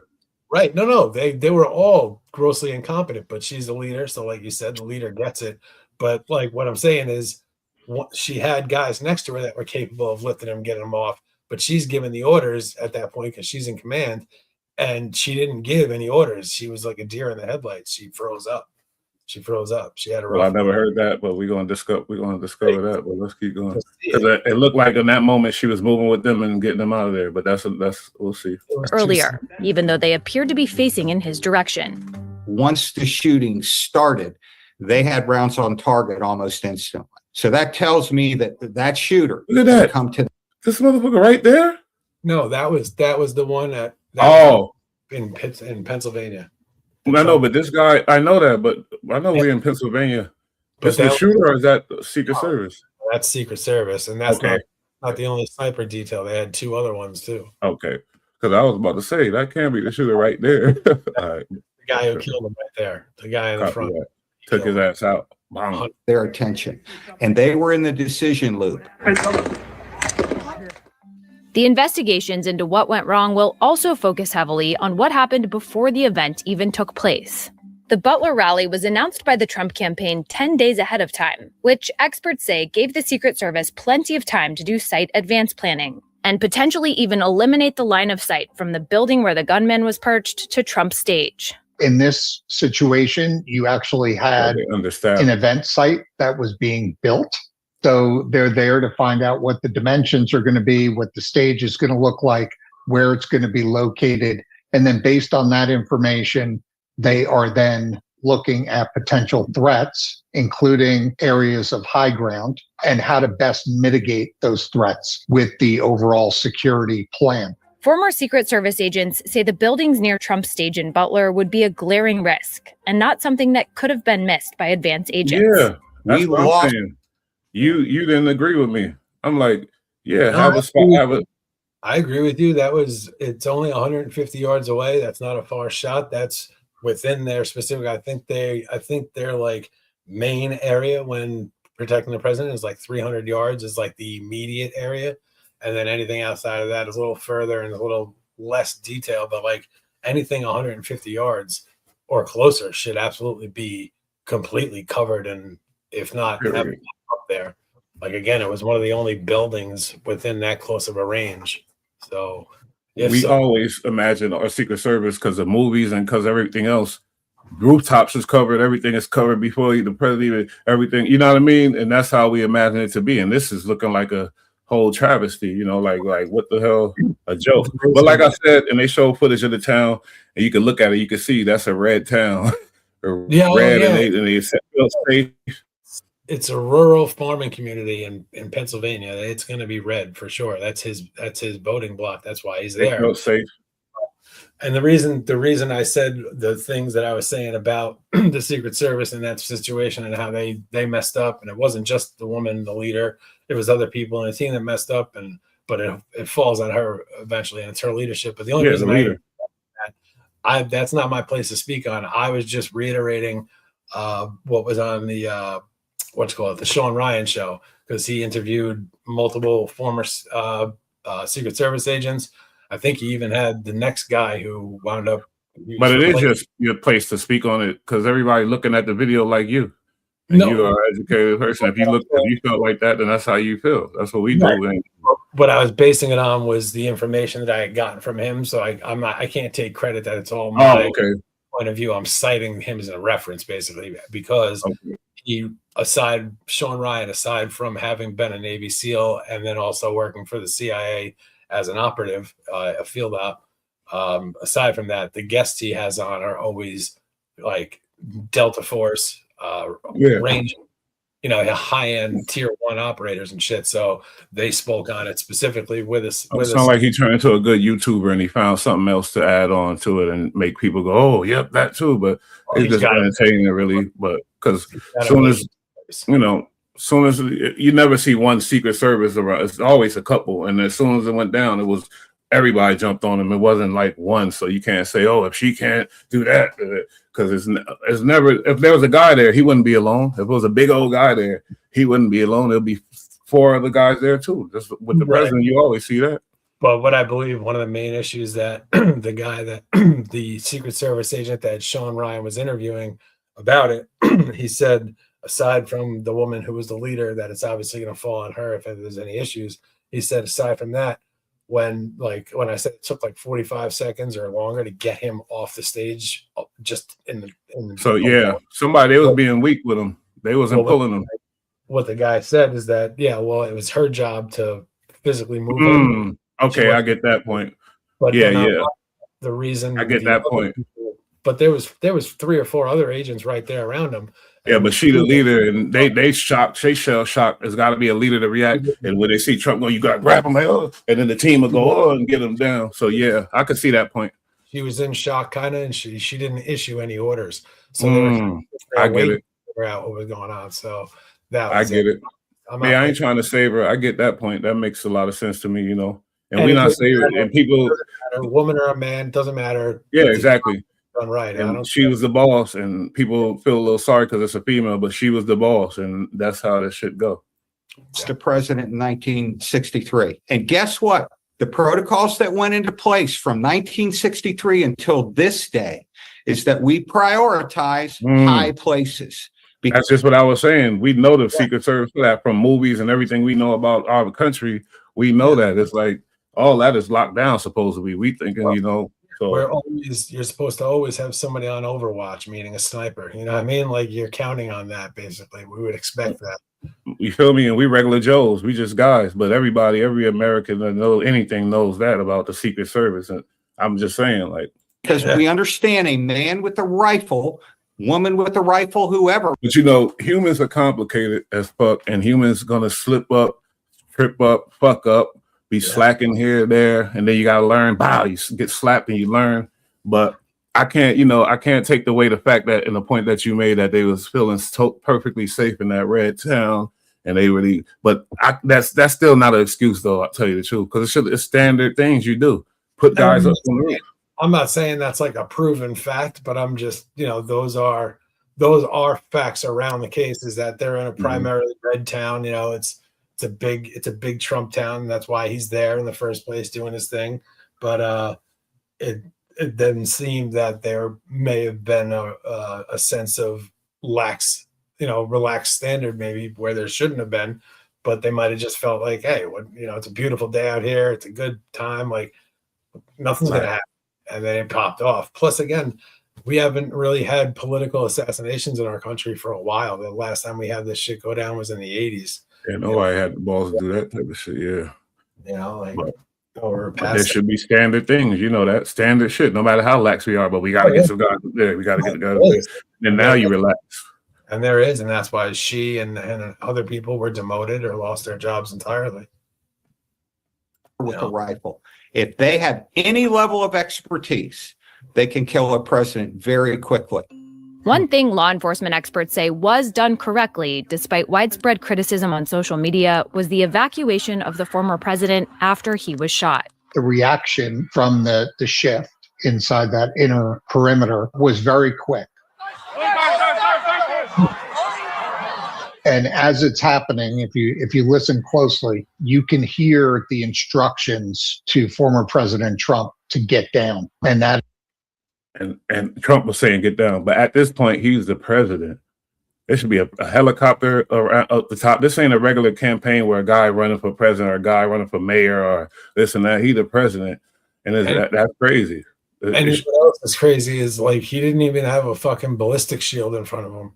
I mean, again, this is the first time that they shot at him. So whatever, but I'm just saying, like they often have, when there's a big time person doing a political speech out in public, they usually have the clear ballistics fucking glass. But I noticed, they had him out in Minnesota a couple of weeks ago when Ilhan Omar was out there spitting her hate speech against America. She had a protective fucking glass in front of her.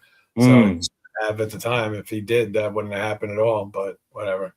A helicopter over, flying above, circling. This is the president. Like, why are we being cheap? Guys on the roofs. Let's go. But yeah, everything is so that they can cover him effectively.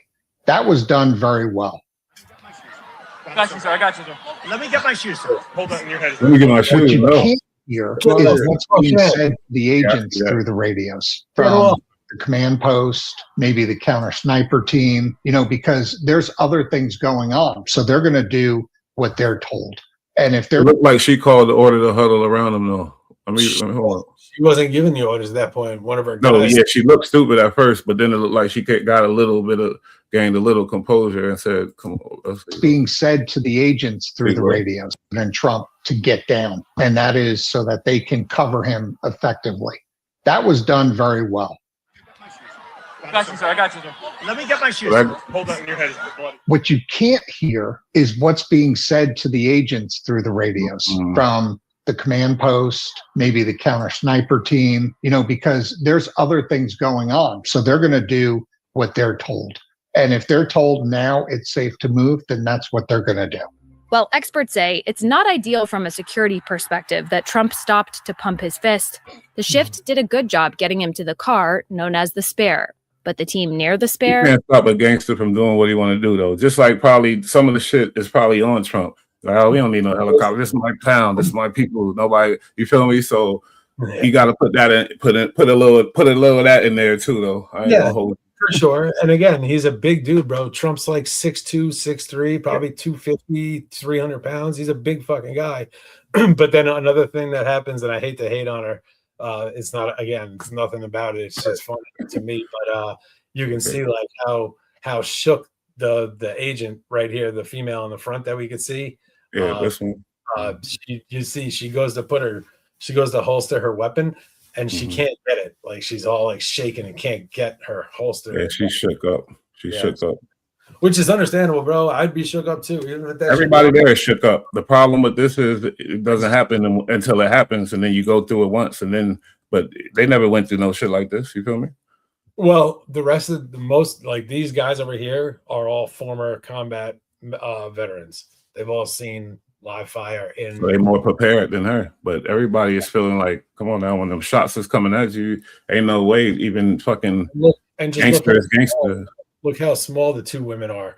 Again, I'm not hating on these chicks, but like women are small. No, but they're smaller than men, obviously. But you have two, regular sized females right here, the two agents. But then look at the guys, look at the men. These guys are all fucking football players. You know what I mean? But then Trump hired these girls? No, it's the detail that was given to him. He didn't get the somebody said Trump hired her. No, not at all. You're appointed you're appointed a security detail. And when he was appointed the security detail, he wasn't the president. He was running for president. So he was 45th. Then this time he's campaigning while Biden's still in office. So Biden is in charge of the Secret Service and all that. So the team that he sent out there, while it wasn't the number one, because the number one team's protecting Biden, the number two team is on his family, the three teams on another member of his family. So he wound up getting, whoever was just kind of around and left over for his detail. And then yeah, but you're chalking it up to the team. I'm just saying it should be basic shit that people on the roof. Like when in this situation, it looked like they huddled around and they got him out of there despite him fighting. So I don't know what the A team would have did that was so miraculous. They probably would have had the guys on the roof, I guess, what you're saying. No, they did. Look, the snipers on the roof, they killed it. They did their job well. They're a different detachment. They're not Secret Service. They were, I think they were MARSOC Marines, maybe, if not. Oh, wow. Okay. But no, as soon as that kid shot, he got the one shot off. They seen it. They shot at him and they missed. Then they forced him to get down to the ground and then they headshot him. Well, he laid down because he was just standing up at first. Shoots, and the Navy SEAL or whoever was the sniper seen it, shoots, missed him, or might have even hit him, but it wasn't a kill shot.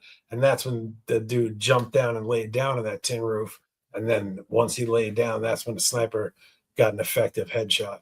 So you said the sniper killed him when he was laying down?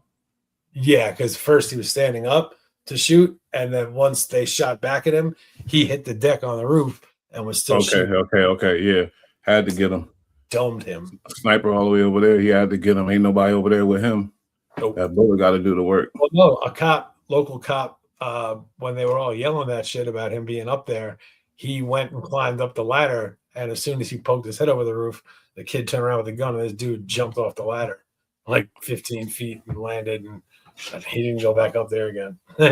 Oh, yeah. He wasn't trying to get clapped. He like, fuck that. I'll take a broken leg. Hey, he did the right thing. Yep. Yeah. They were clearly confused. You could see it. You can't hide it. They didn't know what to do.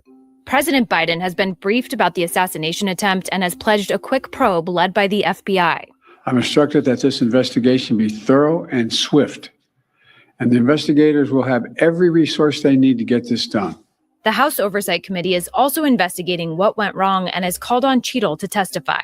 In a statement, Cheadle said the Secret Service is working with all involved federal, state, and local agencies to understand what happened, how it happened, and how we can prevent. She was a scapegoat. Nah, she the boss, though. An incident like this from ever taking place again. Yeah, this ain't what I wanted to see, but I got some details on it. And I see the difference between this situation. Only significance with this current situation is he was real close to the White House. And to me, that said, I don't like that. I'm like, wait, how this crazy? You feel me? But no, it's crazy shit happens to the White House all the time. We just don't really hear about it. But like, I don't know, what was it, 6 months ago, 8 months ago? Or no, actually, it had to be within 6 months because it was when Trump was in office again. But fucking there was, a bunch of like Antifa type people, just extreme leftist outside of the White House or whatever. And fucking one of them fucking threw a Molotov cocktail over and it burned down the guard station on like the east side of the fucking front gate, basically. Inside the gate, they have the little security shack, Mm-hmm. Yeah, I hear about shit thrown at the gates. We hear about even shots fired through the gates. I heard about that because DC, the hood is right there by whatever. So I heard incidents, but I'm just saying this dude rushed in. He was coming in. Check this out. There was a time where this dude, it was during the daytime, and like the front gates of the White House are open because there's tours and shit going on. But this dude just ran up in, I guess he just ran through the gates, ran straight up to the White House, opened the front door, and ran through there. And there was a Secret Service agent guarding the inside of the door. It was a female, and this dude was a pretty big guy, and she was a smaller woman. And when he opened the door to the front door to the White House, when he opened it, everybody turned around like, whoa. And she was right there, and this dude just ran over her like he was Bo Jackson. So you think certain jobs, females should not be able to do if they don't meet the physical requirements, basically? I just think that in some jobs, there's a physical requirement where if a girl can meet the physical standard, then yeah, no problem. That's cool. I don't have a problem with. But guess what? I'm down with females being willing to sign up and wanting to go into combat. I think that's. It could have been a skinny little dude there that got ran over. 100%. That's what I'm saying. I don't care if it's a man or a woman, as long as they're able to do the task at hand. Now, granted, this is like a totally random ass situation. I also think it was like her first day or her first week. But you know, she just so happened to pull detail where she's on the front door of the White House. There's other agents, you know, within, you know, earshot of her in the White House, but she's right there. And it just so happened this dude stormed the fucking White House, ran to the front door. She was there, and he just trucked her and then continued, and then he got tackled like, you know, another hallway down. But this is funny because it's like everybody's acting like that's regular shit that go down when somebody, you feel me, and then it's shooting at the president assassination. Yeah, I do believe she'll know really what to do now. She'll move good now, and she's still an asset to the agency. But they shitted on her. She probably retired or whatever. But my thing is the experience. We not putting that in the play of like, you got to go through some shit sometime, and then because you don't know what you're gonna do until you go through some shit. You feel me? And she snapped back into it and did this. Said, "Come on, huddle around them," whatever type shit. I don't know. I don't think her career is over or anything like that. I'm sure. I thought she resigned. Am I wrong? I don't know, but she was fired from that position. But I don't think she was like removed from Secret Service altogether, was she?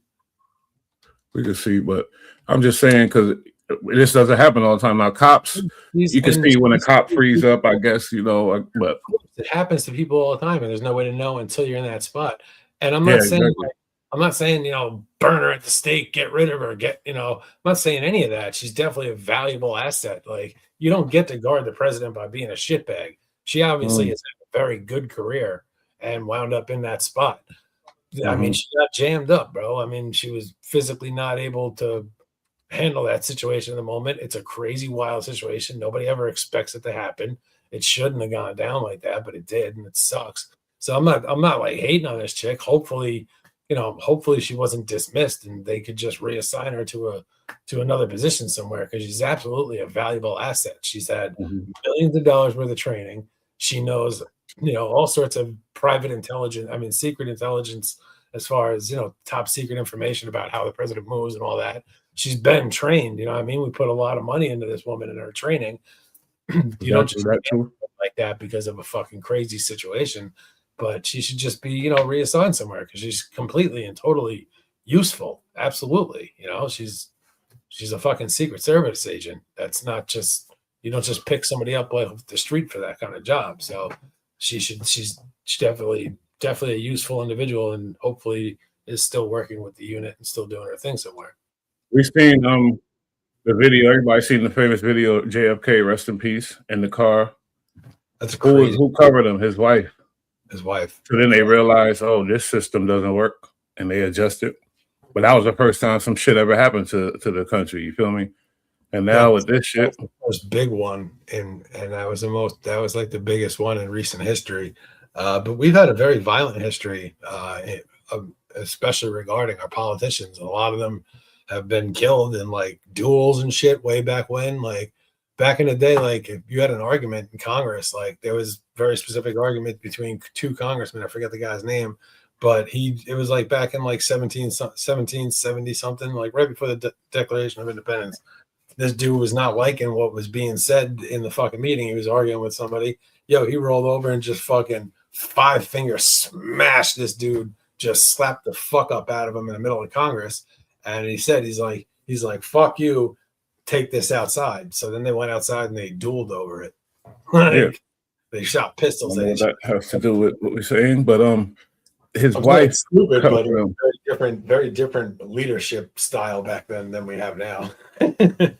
Oh, because we adjust. We things happen and we adjust to them. Things happen and we adjust. We became a more civilized nation, and people in society in general in the Western world just became more civilized.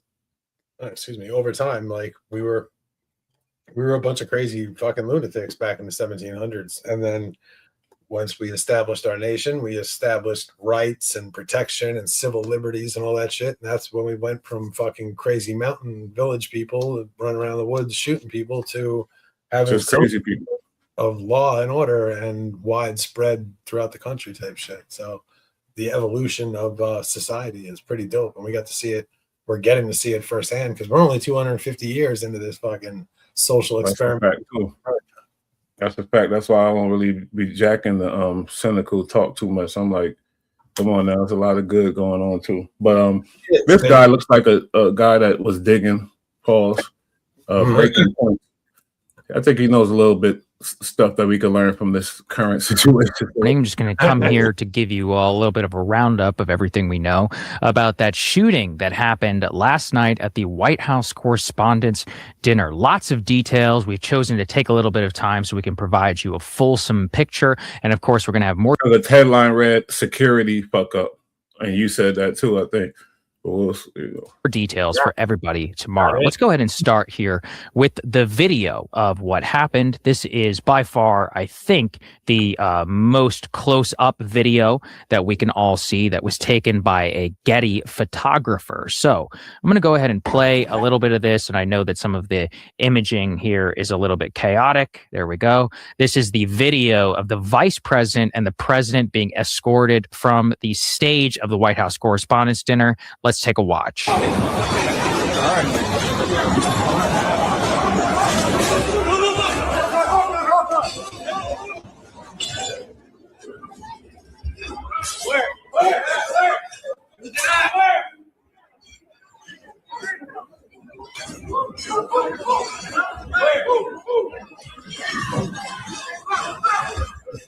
So that was the video. I'm sure many of you have seen many other angles. There was the one that was taken, from the head-on shot, but I saw that one, you could both see the president who appears to have either stumbled or gone down on the floor. He was picked up and then taken across. The woman crawling behind him is Weijia Zhang. She's the president of the White House Correspondents' Dinner. And then the first lady was in front of the president. The vice president was ushered off of a different side of the stage in the background and appears to have been taken off first. So that was the video. I'm sure, again, there's so many different video angles, cabinet officials, RFK Jr., almost the entire cabinet was there, a full spectrum of the line of succession from the Speaker of the House, Mike Johnson, almost the entire cabinet was present and in attendance, senior administration officials, the vice president and the president all sharing the stage. And I think that's what sets the stage for what a shocking incident that this all is. Speaking personally, I've probably spent days of my life in Secret Service lines, like trying to get into conventions, the DNC,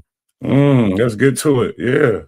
Many others. And so to see a shooting that's able to take place at an event with the president of the United States, in addition to a significant amount of the cabinet, I think some Supreme Court justices were there, members of the House of Representatives, in addition to the Speaker of the House, who is third in line for succession. I mean, it's genuinely shocking. And so, again, just to stick to all of the things that we do know, we do have this video, which was shared late last night by the president. This is the video surveillance photo of the president shared, which appears to show the gunman, and I will give you some details on him here in a little bit, actually charging the Secret Service. Before he shared a video. Yeah. He funny, man. Cordon. Obviously, the video is very grainy, but we can take a look here. It looks like this is a Secret Service perimeter, and you're about to see him come running through. So you can see him, he's sprinting through with a gun, and immediately these Secret Service agents spring into action.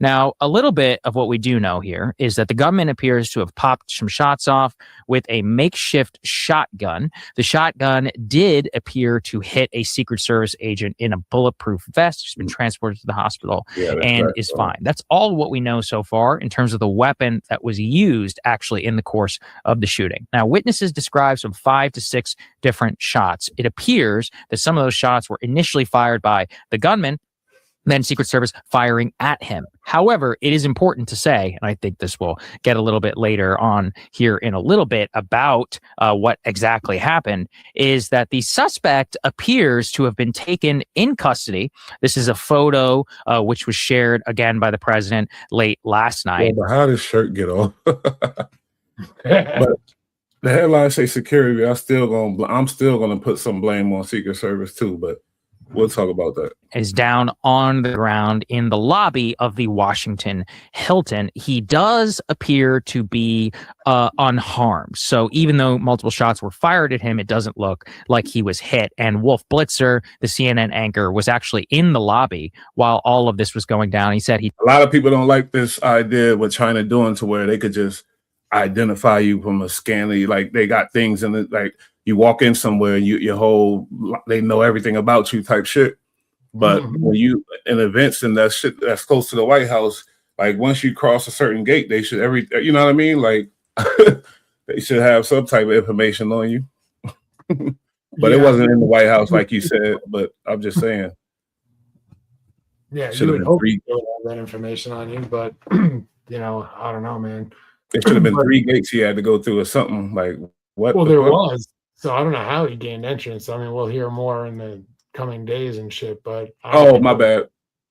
Yeah, and I'm not considering that it was in the hotel and he stayed at that hotel. So my bad. Yeah, I guess that gave him some advantage, but still, yeah. He said he was staying at the Yeah, I forgot about that detail. Didn't see any blood. Now, we haven't seen a full release or anything of his condition, but just wanted to share all of that with you. So that's what we know here about the initial details. With the president run off, we know that there were a couple shots fired in the Washington Hilton. And of course, Washington Hilton is not only where the White House Correspondents' Dinner is held every single year, it is also the site of President Reagan's attempted assassination attempt. Again, part of which make this so surreal and shocking is to the area.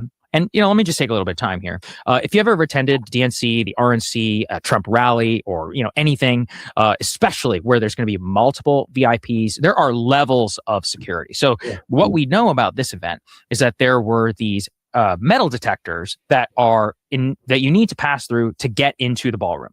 But the security perimeter actually did not shut down the entire Washington Hilton, which explains things, because one of the things that we're learning about this gunman is that he apparently had made a reservation at this hotel in April, right? So he made this hotel reservation. So weird, I think, in my opinion. Like, what?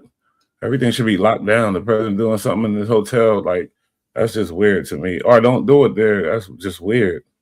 Yeah. Well, to his credit, after the whole situation happened, Trump was trying to get shit back in order and trying to get the the Correspondents' Dinner to continue and go on, but just weren't able. So it's got to be rescheduled. But they were trying to. He's a G. He was trying to make it happen still. Oh yeah, we know that. He said that, and he did definitely stressed it too. He was like, "Yeah, I wanted to go. I fought for it, but obviously, and we know how this shit worked. They ain't going." Hell no, because in the feds, because we've been following a lot of Fed cases, no charges brought up yet. You feel me? Feds move different. Well, he hasn't been indicted as of yet. Oh, it's a Sunday, so they'll probably wait till Monday morning to indict him. But, most likely. But I'm just saying, indicted lickety split, bro. They're gonna do this guy up. They be taking their time sometimes, but yeah, it's gonna be tomorrow. You're right. We're going to get the charges tomorrow. Justice turns slow, sir, but they do indeed turn. So, and this ain't just a federal case. This is a super federal case. and it's great that once again they were able to get the guy alive. Great, because now they can make a spectacle of doing away with him. Yeah. In April, I can go ahead and share that right here. This is from Catherine Falders. Law enforcement officials said he is believed to have booked a room in the Hilton in early April, declining to answer questions right now, but allegedly made some reference to targeting administration officials, was not specific.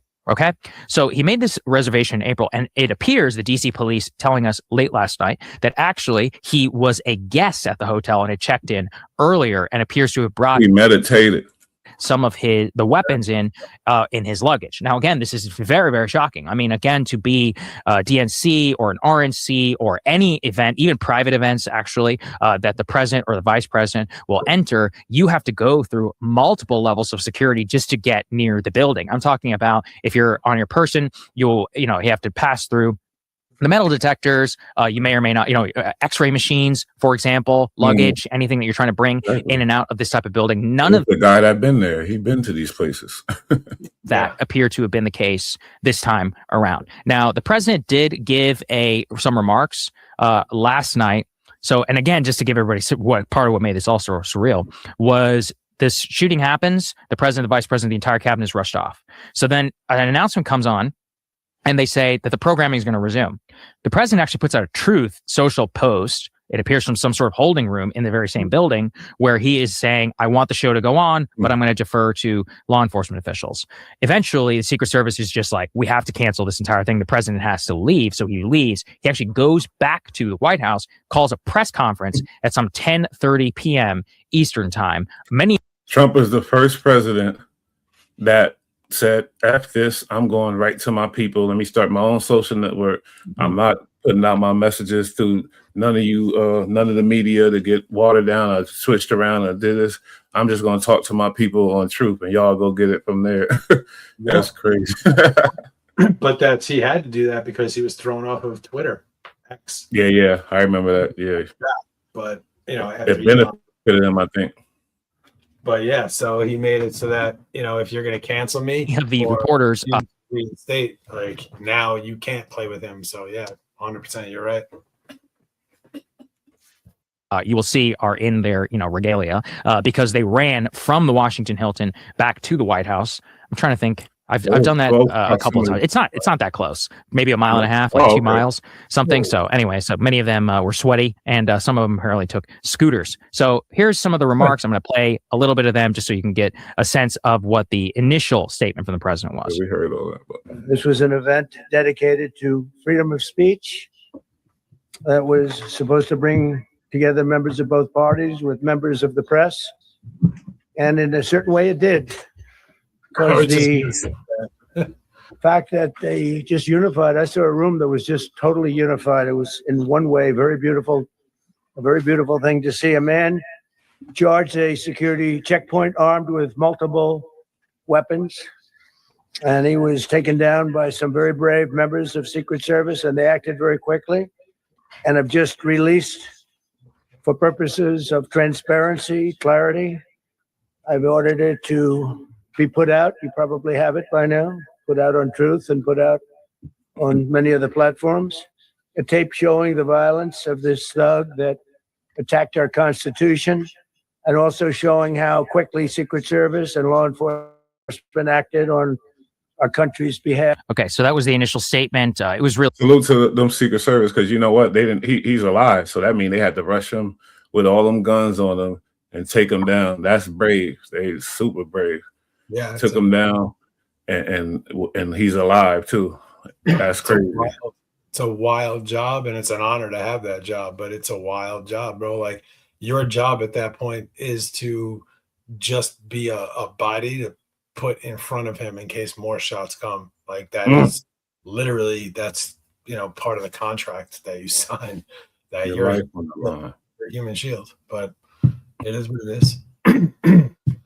It's an amazing, not too many questions to basically detailing what happened. Kash Patel also was in attendance. He was rushed out. You can read some of the details of how all that went down, which perhaps, we'll definitely have a lot more to say. But tomorrow, I'm just trying to do a general news roundup. Now, in terms of the suspect, some of the things that we know now so far, I'm going to go ahead and share this from the Wall Street Journal.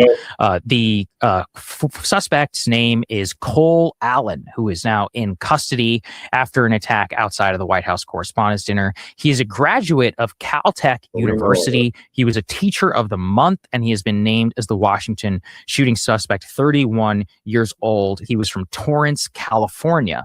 So what we know, as you can all see here, is that he was armed with a shotgun, handgun, and knives, and was a guest at the Washington Hilton where the dinner was taking place. They have not yet shared a motive. As they said, the Trump he had knives too. And a shotgun, which is crazy. Like, that's crazy. He's called the shooter, quote, a lone wolf and a whack job. Allen graduated from Caltech, one of the most academically rigorous schools in America, in 2017 with a degree in mechanical engineering. Appears to have been an intern or a fellow, I think, at JPL with NASA. So very, very bright individual. See, and that goes against what I said about the feeble-minded falling victim to the propaganda, to whatever, and just flip it out. That you could be a smart genius and fall victim to the bullshit and lash out and hate because you're so obsessed.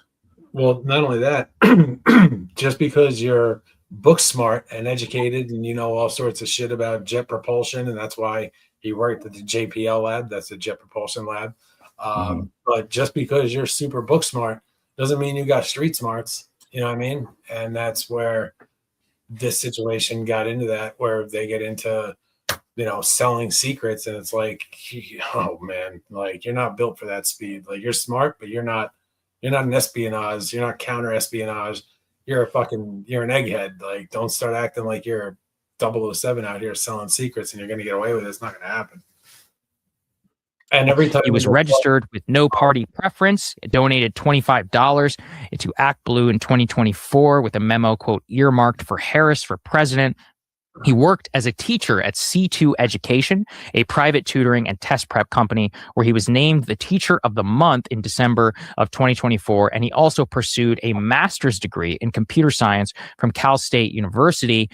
Posted a photo of himself in a cap and gown last year on LinkedIn, writing, "Pretty sure my master's in CS is done." Lives in Torrance, 15 miles from Los Angeles, in a middle-class neighborhood primarily composed of single-level ranch homes. A blue scooter was parked on his lawn, and a neighbor said he had seen Allen riding it around the neighborhood. So obviously big questions here. How did he even get from Torrance, California to the White House Correspondents' Dinner? We do know a little bit about that from the initial statement here, which was released by the deputy attorney, or I guess the acting attorney general now, Todd Blanche. He said in an interview this morning that the suspect, Cole Allen, traveled from LA to DC via train and passed through Chicago on the way. And so obviously a very, very long way of getting across, likely, perhaps transporting weapons, the handgun, the shotgun, and the knives that he had in his in his luggage, which he used and checked in the hotel. Obviously, he stopped by O Block on his way through Chicago to pick up some fucking hardware.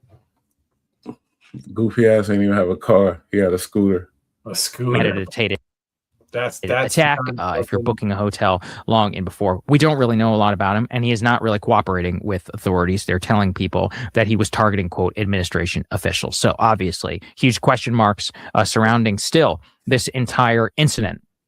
I think the big story outside of, not just the official details. And let me just, of course, say, I'm just choosing to do an entire news roundup. For many of you who still have bigger questions about the assassination, the assassination attempt, we will, or perhaps even just a shooting. I shouldn't even necessarily say that. We don't know any of that yet. We will do more of a deep dive tomorrow. The team and I, we're all researching all of this, but I'm just sticking with what we know and what the official story is now so far from the government. So I just want to make that very, very clear. Here is an weird and frankly bizarre comment from the deputy attorney general, Todd Blanche, who said that the gunman was able to fire 5 to 8 shots when he charged through a security checkpoint outside the dinner. And she asked, was this a massive security failure? And he says, to the contrary, it was a massive security success story. Let's take a listen. The gunman was able to fire at least 5 to 8 shots when he charged through a security checkpoint outside the dinner. Bodies. Was this a massive security failure? To the contrary, it was a massive security success story. I mean, if you think about what happened, as far as what we know right now, this suspect barely breached the perimeter. And so when you have a perimeter of a situation like we had last night, where you had over 2,000 people in a room, including the leaders of this country and many other dignitaries, you have a perimeter where you have law enforcement willing to risk their lives to keep people who don't belong from getting in. But you slick talking, barely breached. The key word is breached. Yeah. He breached the perimeter. They always make these they always add words to it. So instead of saying breach, they say he barely breached the perimeter. Yeah. No, he breached the perimeter. He breached it. And that's what we're talking about here. And that's a problem. But yeah, all right. They use the same type of slick bullshit talking when they're talking about illegal immigrants, and they're like, these people haven't committed any crimes. Like, no, they came into the country illegal. That's a crime. That's the crime. I guess so. You're right. And from what we know from video surveillance and from witnesses who were there, barely got past the perimeter. He was immediately subdued. And yes, he got off a couple shots. Our brave Secret Service agent who took one to the chest, although he was wearing a bulletproof vest. The president talked to him last night from the Oval Office. He was in great spirits. He was very appreciative. The president expressed. I just don't get the political shit that he could be so, it's all good, instead of saying, yeah, that, we're going to figure out what happened there. Nobody was supposed to breach that, But it's like, you feel me? It's like, come on now. It's always, so these are government people that are supposed to, protect us. And then, that's what they're supposed to do. And then, then they tell you about it, or they're supposed to give us the information about us and let the people know what's going on. And we get this typical bullshit of them sidestepping and, praising and giving accolades when they're not due. You know what I mean? Like, because he doesn't want to talk badly about this situation, because if he does, then maybe he'll lose his job, or he'll step in the wrong. Say, what the fuck were you talking about, homeboy? Like, if you're in the government and you tell the fucking public the truth, you probably lose your job all the time. So, it's ridiculous though. It's like, this is what we get. This is our leadership. Thank God we have some pretty tough people in the White House right now, but you get these bureaucrats like this fucking guy telling everybody like, no, this was actually a good situation. It showed how good we are. No, wait, didn't Trump? Yet another person came within fucking 100 yards of Donald Trump, and this man had a shotgun and a bunch of handguns. Like, I'm sick of them trying to fucking kill this guy. And now people in our government telling us that, no, it's not so bad. Like, a cop on a job take one to the chest, and they saying, "Oh, you had a vest on." Yeah, he's fucking still hurt. That shit is fucked up. Best possible outcome. Best possible outcome. Like, no, the best possible outcome is that the dinner went off without a hitch, and this fucking asshole stayed home. Yeah, and his lessons planned for next week is his teacher. Right. Why is somebody that would even consider doing this, let alone actually doing it? How is this fucking guy a teacher? How is he teaching children in America? That's a whole nother issue. When he thinks it's prudent to fucking load up some guns and go storm the White House. What was he putting in the kids' minds? What was he putting in them kids' minds? I just feel like there's a perimeter set, obviously, by our top. There was a perimeter set, and he breached it. And he's just one guy doing goofy shit. He ran fast, but the fact is there was a perimeter set, and he breached it, and that's unacceptable, in my opinion. You feel me? Yeah, mine too. Is appreciation. Okay, so you can see there that the Deputy Attorney General is calling this a massive security success story. I can just say, as an independent person, I don't think that is in any way true. So the Washington Hilton, as I said, I've been to that hotel many times. I used to live right next to it. And that Washington Hilton, apparently, so there's the ballroom, which is inside of the hotel. But the rest of the hotel was not locked down, not just for guests. And obviously, he was a guest at the hotel. And the security, no, there was no x-ray luggage. I have attended events in the past as a reporter where I had a suitcase or something like that. Let's say I had to bring it to an event that had to be passed through an x-ray machine. And I'm talking about hours before any sort of VIP were even going to get there. So that's what kind of makes this a little weird, right? So there was no standard security protocol. So there's that. Number two is, again, for anybody who's attended some of these events, it's the entire building is usually locked down. You can't even go in and out. We also have a lot of testimony from guests who were shocked at the lack of security at the event. I'm not going to play all of this, but this was Simone Sanders, who was recounting how poor the security was at the White House Correspondents' Dinner. She says, I actually showed up to the Hilton shortly after 8 p.m. I took a scooter right up to the front of the driveway. Crazy. Again, there's usually barricades, multiple different checkpoints. At this, it matters because there's a lot of protesters outside, a lot of those barricades before you actually enter into the driveway. This year, there were no protesters. I came to find out people were milling about in the lobby. When I got off the scooter and into the front of the barricade, usually you have to show ID and a ticket. The security at the gate, who are not agents, they were identified as Secret Service. They were not identified as Secret Service agents. They did not ask me to show ID. They did not ask me to show a ticket. They said, oh, you're good. I'm sure you're going to your room. She said she wasn't even staying there. As I entered into the driveway, I saw the vehicle. The Beast was driving around in a circle of the Hilton driveway. People walking around near it, taking photos.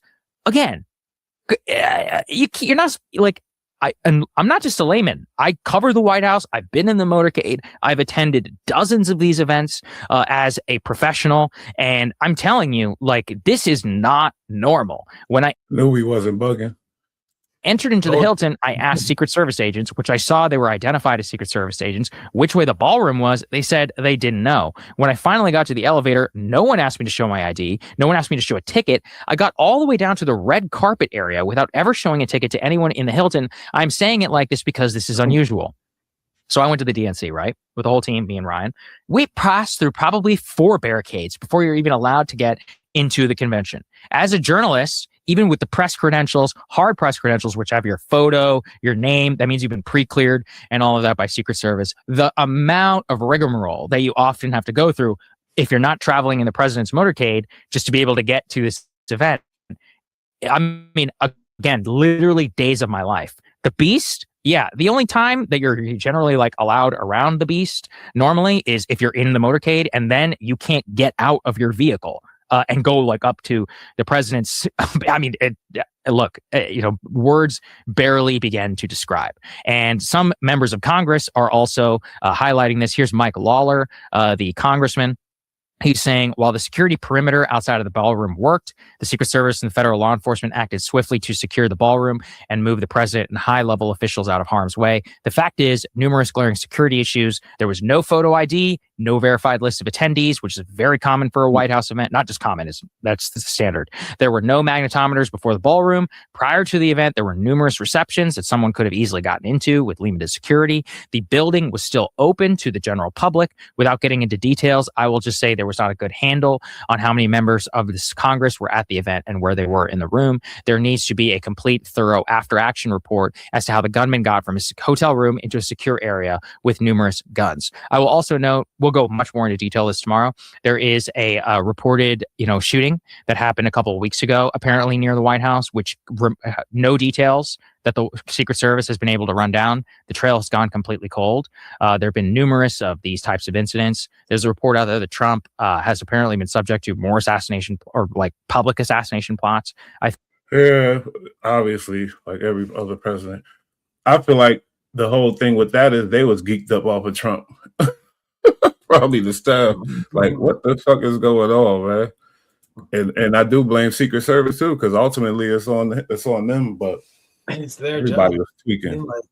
Thank God. Look, they've been able to do their job to some extent because the guy is still alive, but they got lucky once. And I think last night overall was pretty good with their reaction. Like I said, they got them off there pretty quick, it seemed to me. But at first they were kind of like, what? But everybody was like, what is that? I couldn't even clearly hear the gunshots in the audio the first time I watched it. I had to really listen because it was loud in there. People are talking, it's a ballroom full of people, and everybody's drinking. Yeah. So, but just thank God he wasn't able to breach the perimeter.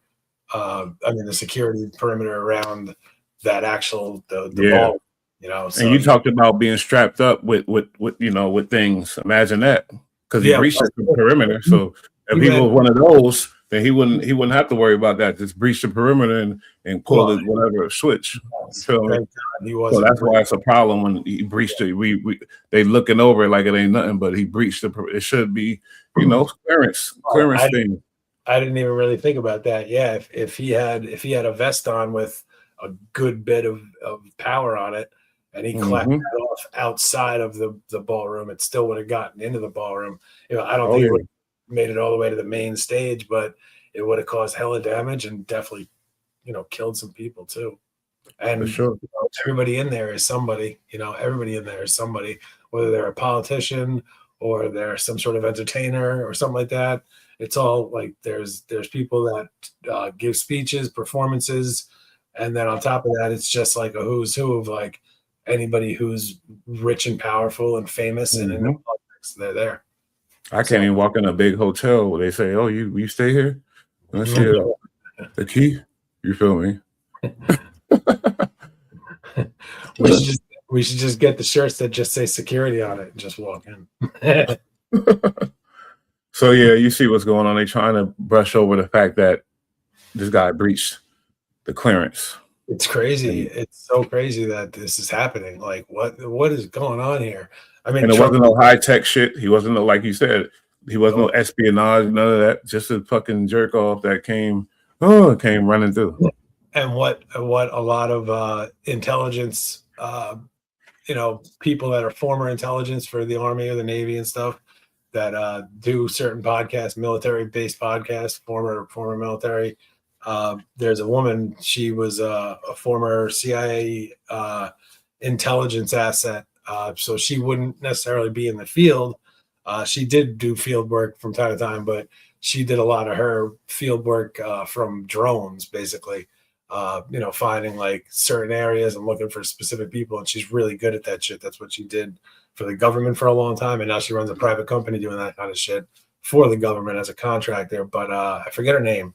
But what she was talking about, like about a year ago, maybe a little longer, maybe like a year and a few months, but she was talking about on Sean Ryan how there are sleeper cells that are in our country from all over the Middle East, at terror groups. And she was saying that it's mainly Iran that funds all the terror groups throughout the Middle East. They fund majority of the terror groups. So it's most likely going to be an Iran-backed, whether it's the Houthis or whatever. If it's ISIS is his own thing. But anyway, she was just talking about how through the Biden administration, when we had all these people coming over the border, all these millions of people, she said that they know of at least 1,000, guaranteed 1,000 known jihadists that are in the country somewhere. They don't know where they are, but they just know after going back and looking through paperwork that these fuckers came through using their real names. So there's over 1,000 of them. So what I'm trying to get at, long-winded, I apologize, but it's like this guy comes in alone. He came in hot, decked, armed to the teeth, but he was alone, thank God. But if and when these terror groups that are here get activated, that turns into 10 guys coming in, with and not a shotgun. This guy's arsenal came from like a Dick's Sporting Goods, you know what I mean? Mm-hmm. A shotgun, a couple of handguns, anybody can get that. But if you have a sleeper cell of, say, Iranian fucking terrorists terrorists, they're coming in hot with AK-40s, you know what I mean? Sir. Doing their thing with fully automatic weapons and possibly vests or otherwise explosives. And last night, if you had 10 guys come in with automatic weapons and body armor and, some kind of explosive ordnance, that's a whole different story last night. Whole different situation. Yeah. But, I like I said, I believe in our agencies. I sound like a fucking whatever right now. No, you should. You should. They and the people, there's a lot of snitches out here. So they better be good if you're doing that, because the people watching everything in the agencies, though. And they said it. We seen it. They told us, it's going to be more terrorist shit going on, little things like this, but it ain't going to be nothing crazy. Back then when they were saying, I'm like, oh shit. But then you start seeing the little stuff. But, Well, since 9/11, there have been a whole bunch of terrorist plots that have been caught and busted before they ever were able to do anything. Like the CIA and the FBI have done a lot of great work, foiled tons of terrorist plots, bro. Shit, they don't even tell us. They filed too, but I'm just saying, I know they got straight nose up and they got shit. Look, you're always gonna have bad apples. You're always gonna have bad apples within a bushel, right? Yeah. You gotta imagine 99% of these agents and cops out here are doing their jobs, just trying to do the best they can. I would agree. Somewhere around there, yeah. And it shows because, like I said, we've been so blessed, but we haven't had a major terrorist fucking happening in this country, and since 9/11, and it hasn't been another one of those. But don't think that they haven't tried, and don't think they haven't been plots, and they foiled them. And there's ones that they foil and they bust and they tell us about on the news. And then there's other ones that happen that they don't ever tell us about. They don't ever tell us about. You don't want to consume yourself with fear, and we're not selling fear here. But no, not at all. I'm actually pushing the fact that these people are vigilant, hyper vigilant, and doing their job and protecting us every day and every night with no thanks. And most of the time, it's not even getting on the news or being reported on because they're a covert team. CIA is covert. Anything they do is going to be quiet. So the only way their information gets out is if they talk about it. So they definitely have foiled plots where they didn't tell us. There's definitely been situations where we've been super close to a real big catastrophe and they were able nip that shit in the bud. So like the things that we hear, on social media, YouTube, or even the news about, a dirty agent here or shitty things that they were doing here, everything in the CIA and the FBI is compartmentalized. Like you work with a crew of like 5 or 6 people in your little office, and then you go out in the field and do your thing, and you deal with a couple other groups that are on what you're doing. But other than that, you don't deal with the people on the floor above you or below you. They're doing all sorts of other shit that you don't even know about. So yeah, they watching you too. Some people are really good, and then you're gonna have every once in a while you're gonna get a guy or a couple of guys that are doing some fuck shit, and then that's what we hear about in the news because they love to talk about our government fucking up. And I'm talking about they usually do and they deserve it. But when you deal with the CIA and stuff, that's the 1% or even less than 1%. 99% of them are grinding and killing it and keeping us safe and doing a fucking hell of a job of it. And they deserve a fucking a pat on the back and a fucking thank you. And they never get it. They get shitted on because I don't like your numbers, but 99%. But I guess I'm just saying the vast super majority is these people want to protect the country they love. They're former soldiers, former officers, or they just got into law enforcement in general, want to working their way up. And then the scanning and all the requirements and all the testing and all the psychological testing that you go through, like these people are the cream of the crop. And yeah, every once in a while, one of them sells secrets and fucks up. But for the most part, they're all just Captain America's, man, doing their thing, whether they're working on a computer or they're out in the field, and they're protecting us on a daily basis from things we don't know about and don't want to know about. Thank God. Thank God. Yeah. So they was laughing. I think she talked about some stuff that I don't even want to get into, a terrorist threat or whatever, but there's going to be that. But then I ain't see this. He said, get on that gangster shit. And then they laugh. Oh yeah, get on that gangster shit. Okay, this is the gangster shit of today. Cover this. When you outside, keep your eyes open for them people, them plotters that's plotting against your country. Get on some gangster shit. Stay dangerous. Be ready to handle your business. You feel me? Or make people aware of what's going on. Don't be out here naive. But don't live in fear though. Never that. Enjoy yourself, but always be on point too. Sidewalks, Bush. There's a reason why they make sidewalks, and that's because the street ain't for everybody. It ain't for everybody. Feel me? But you out there, you enjoy yourself at a party, rave, concerts, this, that. Be aware of what's going on when you traveling, when you're outside. That's all. But that's all. That's how it always been, and that's how it always should be. We privileged like other countries is like, so. But like I said, it's always a fucking rainbow at the end. I ain't gonna hold you because you never know when you're gonna go. So you gotta appreciate every moment. So you living in fear, that ain't the way to go.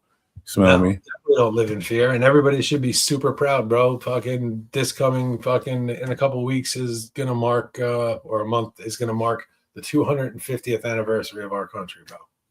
That's awesome. 250 years. We're infants. We're infants in the in like the group of how old our country is, but we've been killing it, and ups and downs, and there's always bumpy times. Things change eventually too. Yeah, the FBI. Gerald. Remember when Ford was running, whatever that guy's name is? He ran it with an iron fist. The guy that was running the FBI that basically invented the FBI to take down. Yeah, Hoover. Whatever, Hoover, right? But now it's a real agency, and like things change and people come into play because there are stipulations, and they ain't just like how it used to be. So that's the same thing with our country. You change it, you make things happen. That's why I support protesters for sure. I don't support violence, but I support people, us speaking on stuff. And I love our show because we go back and forth on things, and that's what America is. You feel me? Opinions, and that's what it is. You feel me? All that other shit, you be a dumbass if you let some little terrorist or whoever, some foul hatred, foul whatever group or person make a video, and then now you scared and you fuck out of here. You feel me? These guys are losers. Anybody that want to harm people to put it in their justification, they're losers. So it don't matter. Yep, that's true. And people should be proud of our country and proud of what we have here.